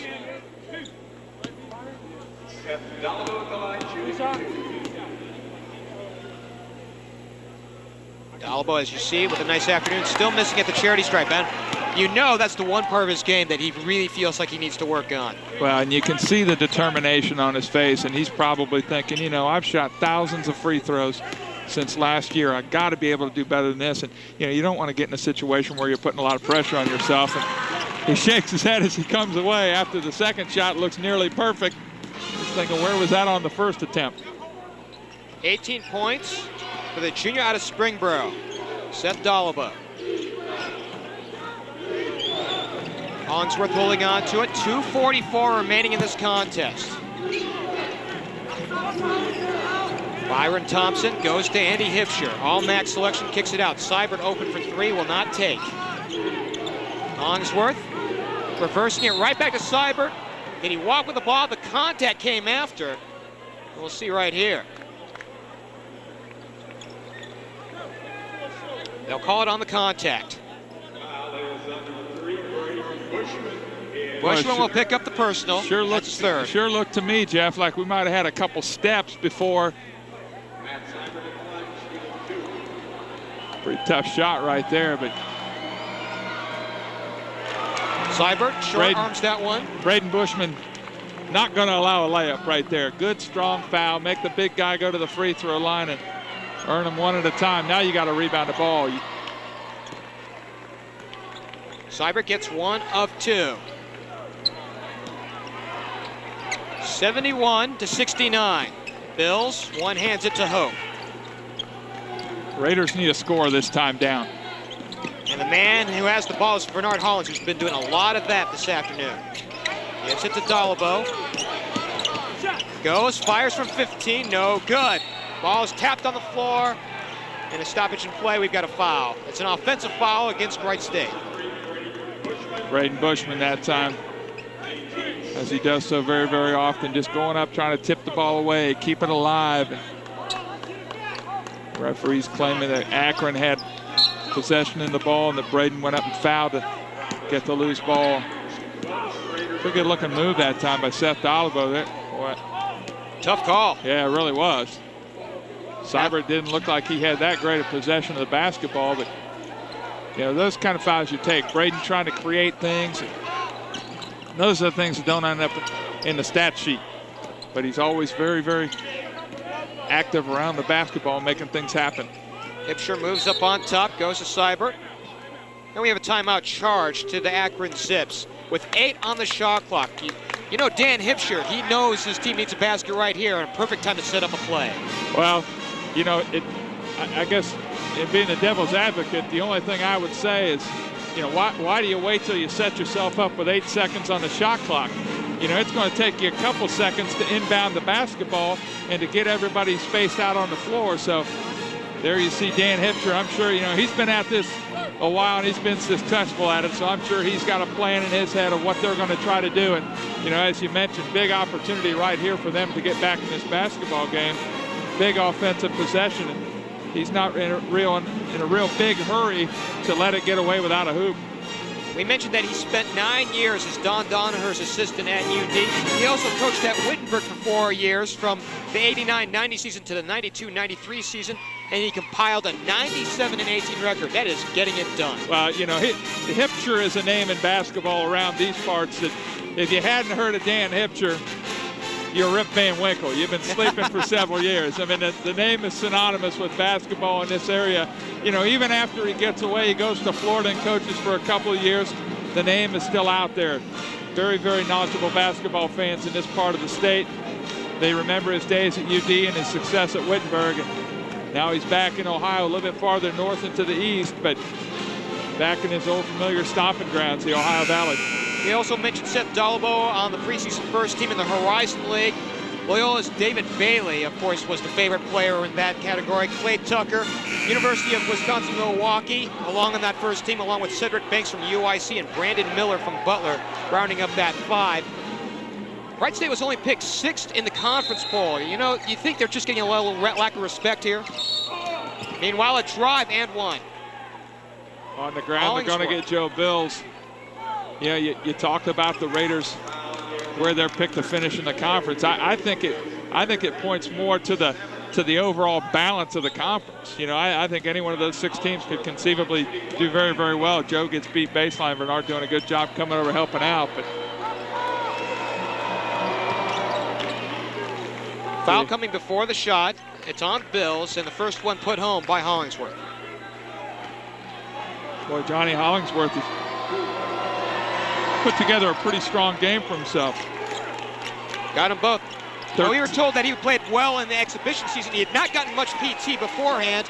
Now he's giving Coach Dan Hipsher a reason why to play him. 13 points on the afternoon. He's done a nice job of running the show from the point. 6 tie the ball game. Seth, the step around from 15, got 2.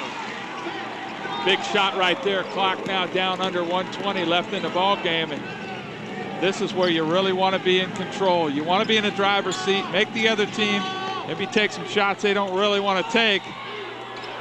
Boy, you got to rebound.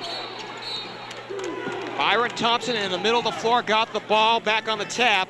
He was fouled trying to go back up. Akron just relentless on the backboards, especially on the offensive end, realizing, you know, we got to create possessions here. We can't wait for Wright State to give us the ball back. We got to create something. That's 18 fouls against Wright State. That's the 4th on Joe Bills. Thompson puts the first home. 12 out of 17 from the free throw stripe, 71% on the game. But boy, as of late, Akron been very proficient at the line. Thompson gets them both, and we are knotted up again at 73. This is the 7th tie of the ball game, and it comes with 1 minute to play. Here I think you look for Seth Dolibo, or you look for Vernard Hollins to create something. Braden goes to Bills on the short corner. Now back up high, Dolibo. Reversing to Hope. Bushman with 13 on the shot clock, dumps inside. Hollins to the rack, in it. He's got 30 tonight. Great entry pass by Braden Bushman. That's the quarterback in and waiting for the play to develop. He saw Vernard break free. No hesitation, delivered the basketball. Hollingsworth on the drive. Raiders calling for the jump ball, but I think they're going to get Joe Bills on the personal. They will, and he's out of the ball game. There we see Joe again, just getting turned sideways. He reaches in, looks like jump ball at that point, but the foul's already been committed. Joe with a hard-nosed afternoon. Joe leaves the ball game, putting 6 points on the board, but he also put up 5 assists. You know, this is the kind of game that I think Coach Ed Schilling expects from him every game. Play smart, dish out the ball. No doubt about it. You know, he's one of the playmakers on this team. He's a solid player.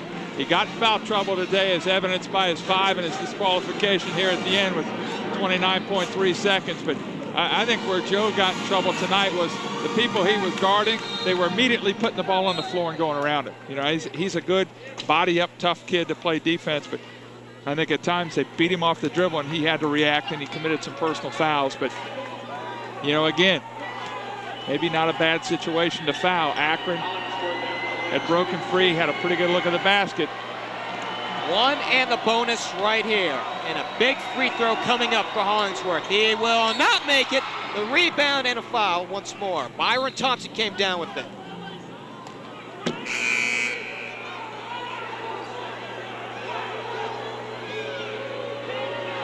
Some confusion on the floor. Yeah, Ed Schilling is incensed. Dan Hipsher is a little bit confused. Not quite sure what happened. Wow. They will call a lane violation, so we'll do it again. Not quite sure who the lane violation was on. I mean, I don't remember seeing anybody move. I think what they're saying was somebody was lined up too close to the free throw shooter. He was lined up too close above the arc. But boy, oh boy, I tell you, I think the referees maybe look at that. He didn't move. He lined up there. We'll do it again. In. This is a case where we now see 3 to make 2. Johnny Hollingsworth walking back up to the free throw line after he just missed what conceivably could have been the front of him 1-on-1, and cools the nerves down and goes back up and knocks him down. No shot clock. 8th tie of the ball game, and here we go. No shot clock. Wright State can play for a final shot. Hollins up high. Timeout. Good timeout right there. Leave yourself with about 16 seconds. Plenty of time. You know, and if worse comes to worse, you know, also, if you turn the basketball over, you still got a lot of time. You go ahead and you take a foul, you put them at the free throw line, then you leave yourself some time for a possession to come back and answer. So, good clock management right there by Ed Schilling and his staff. 30 points this afternoon by Vernard Hollins, 20 for Seth Dalabo. Mark, if you're drawing up the play right here, I would still imagine Bernard's your primary choice and maybe perhaps your only choice. Well, I think what you try to do is you spread the floor so you take away any kind of help defense that Akron can employ. Then I think you really look for Vernard to try to create. You know, that he's done something right this afternoon and coming up with 30 points. A lot of it has been off creating shots and then have other people working to get open. If he's going to draw some defense, he's going to draw a lot of help. I'm sure Ed Schilling and his staff knows that. So you're going to see people like Seth Dalabo spotting up out on the arc, getting open, giving somewhere as an outlet for Vernard to go with the ball if he can't get it to the backboard. Close games have been a calling card in this series in the past. Even though these two teams have not met since 1992, it took 2 overtimes for the Zips to defeat Wright State 89-86 back on February 8th of that year. So obviously, we're knotted up here at 75 with just 15.9 seconds left to go. And again, another close matchup. Doesn't matter what the year is, these two teams like to rough it up. Well, these are the kind of matchups, you know, as a Wright State Raider fan, you love to see. You love to see the Akrons, the MAC teams come in that we feel like we can compete with very well. And, you know, and we've proven it here on the floor. And Akron always a very, very well-coached, hard-nosed, quality basketball teams. And, yeah, they're going to come in. They're going to give you a run for your money as they have here this afternoon. Very exciting game with 15.9 left on the clock. The entry to Hollins, and here we go. 12 on the game clock. He will hold onto the ball. Everybody is spread out on the floor. 7 on the game clock, 6 on the game clock, and another timeout. With 4.9 seconds left to play in this ball game. Obviously, Hollins didn't like what he saw up at the head. Well, you know, a good decision by Vernard. Rather than try to create something and be a little out of control and say, boy, I hope we can get a shot and, you know, start firing the ball around the floor, just say, oh, okay, you know, we're going to use our smarts, use our discipline. We're going to take another timeout. Let's go back in. Let's draw something up. They had the opportunity to see what Akron was going to do defensively. Now they can come back out, have a better idea of what they've got, what the defense is going to allow. Now you look for, I think now you really look for Vernard trying to push the ball hard, kicking it back out, looking for Seth Dolabo, knock down a big three. 4.9 seconds remaining in regulation. And now a timeout to the Zips. Well, whatever Wright State had shown, Dan Hipsher now being aware of it and saying, well, we'll counter with a defense of our own. Well, you know what, also the 4.9 seconds, go ahead and taking the timeout, doesn't leave a whole lot of time for Akron to do anything. You know, if the Raiders make a quick shot here, you end up with maybe 2 seconds, a little bit less left on the clock. Doesn't allow Akron much time to do anything other than a desperation last-second shot. So, good clock management by both coaches. Coach Hipsher saying, okay, I see who they got on the floor. I see what kind of alignment they're spreading the floor. Knows what he wants to defend with. And he's coming back with the same 5, but a little smarter, seeing what Wright State was going to try and do. Mark, if this is an indication of how this season will go, see a heart specialist. Yeah, this is one of those seasons can either make you young, keep you young, or make you old. And we go with a Dolabo loose on the floor. He is tripped up on the floor, but no call. With 2.7 seconds remaining. Boy, not much time elapsed at all. Dan Hipsher going to take the timeout and say, yeah, we got the better part of 3 seconds left here.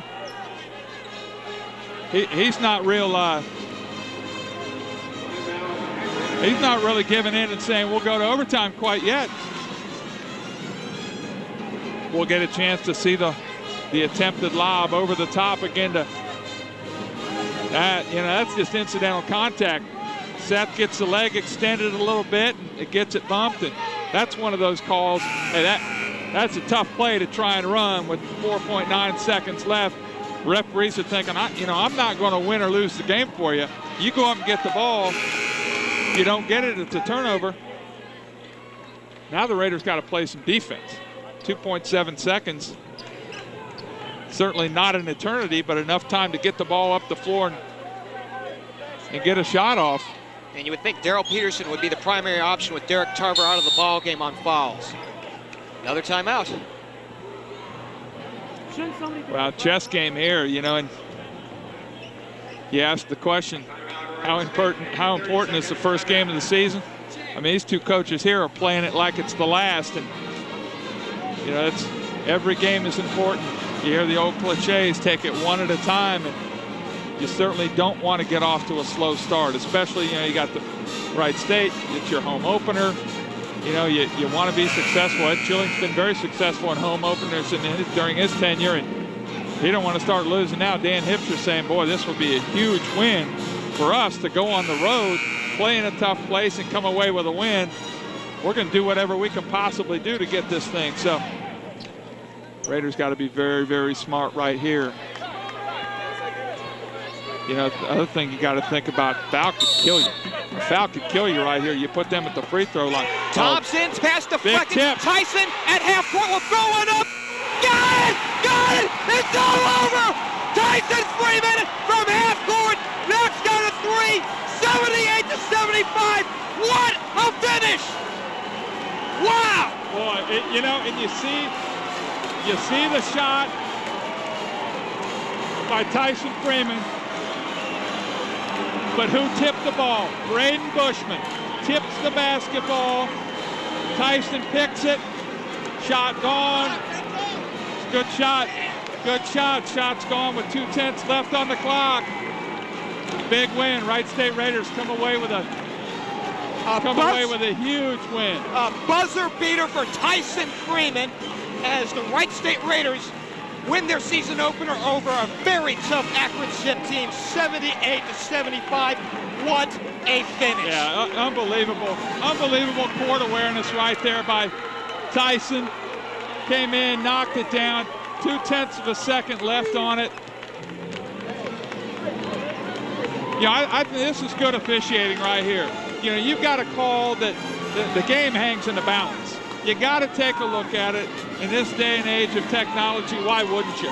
Yeah, they're going to take a look at it, see the shot was gone with 2:10 left on the clock. That's a good basket. Well, the star of the ball game might have been Vernard Hollins with his career-high 30, but the star, a half-court shot by Tyson Freeman. 10 points on the afternoon to seal the win. And again, as we just mentioned, if you've got a heart condition, this might not be the team to see this season. They came away with a beauty tonight. Well, you get back to we got it. Some question if the shot had gone off on time. You had seen it on the replay here. If it had gotten off on time, it had gotten off with roughly about 4/10 of a second remaining in the ball game. Still some question on the here floor. we'll get a chance to see it again, and with 2:10, it's gone. The tip by Braden. Here Tyson picks it up. Shot gone. 2 seconds. It's gone. It's good. That's a good shot. A beauty here at the Urban J. Nutter Center. The ball was released with about 4/10 of a second remaining in the contest. Again, we're getting another look of it right here. 4/10. We do have it on the clock. And again, it's official. It's over here at the Nutter Center. Well, and they're showing it on the Jumbotron so everybody in attendance can see it. Mark, again, a beauty. We couldn't have asked anything more from a first game of the year. And coming into the season, you're thinking about your Tyson Freemans, you're thinking about your Braden Bushmans. How much of an impact are these two going to have? Those are the two players that had the impact on the final play. We'll see it again. Braden there with the tip, deflects the basketball.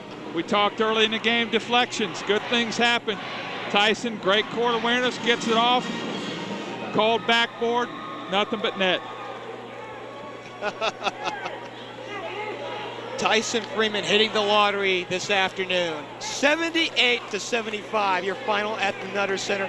The officials are still on the floor, still trying to get another look at it. I don't see how this could be any more conclusive than it already is. Yeah, I don't know if maybe they don't have the same feed of replay that we have. Our cameraman, as always, Johnny on the spot. We're sitting over here. We've got all the information we need, yet there's still 4,000 people in the arena and the refs watching the video. And I mean, you can see it. We've seen it several times. But again, you got to pat the officials on the back. In a situation where they've got the ability, they've got the technology, take a step back, make the correct call, I think they have to do this. 78-75, pending an official final, if you will, from the officials. They're taking a look at the replay once more. They're taking their time with this just to be sure. Again, as you can see at home, you can't get much more conclusive than what we have seen. I'm not quite sure what they're really looking at. I mean, obviously the shot's gone. I guess I'm a little confused as you're mentioning what's so difficult about this, but they call it good, game over. Final at the Urban J. Nutter Center. A beauty to be sure. 78-75. Mark and I will come back to wrap things up on Time Warner Sports.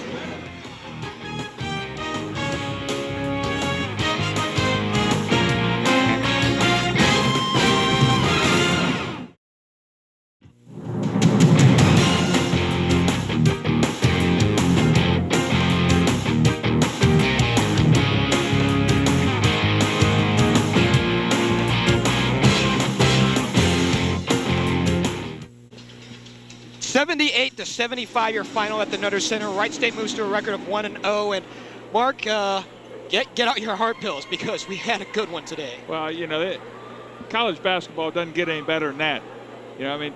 Tough for Akron to come in, play on Wright State's home floor, never went away. Got to give them a lot of credit.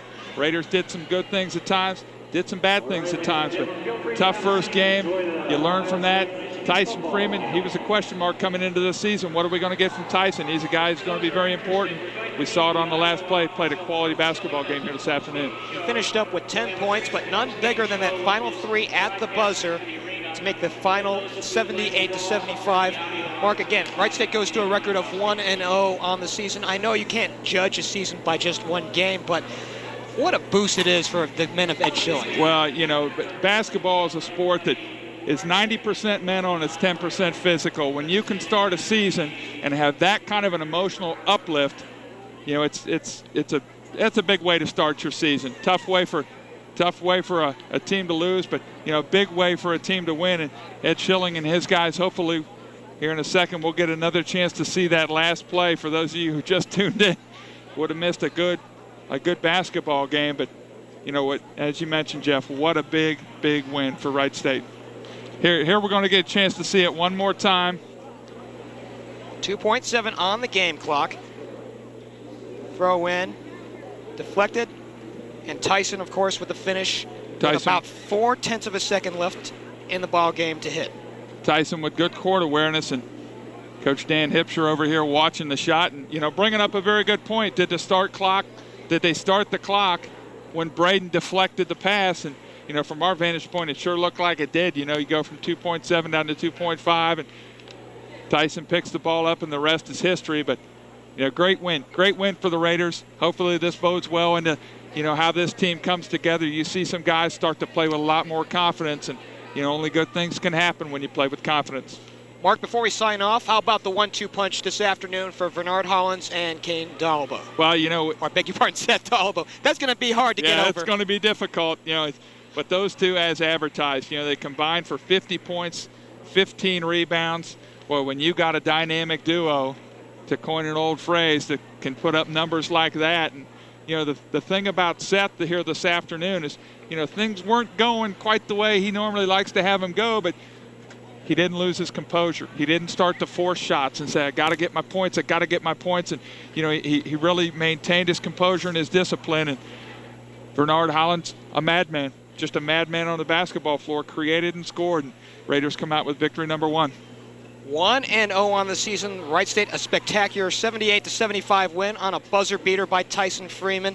Thanks go out to our entire Time Warner crew. They were directed by Tom Stokes. For Mark Vest, I'm Geoff Kim, as we bid you so long from the Irvin J. Nutter Center.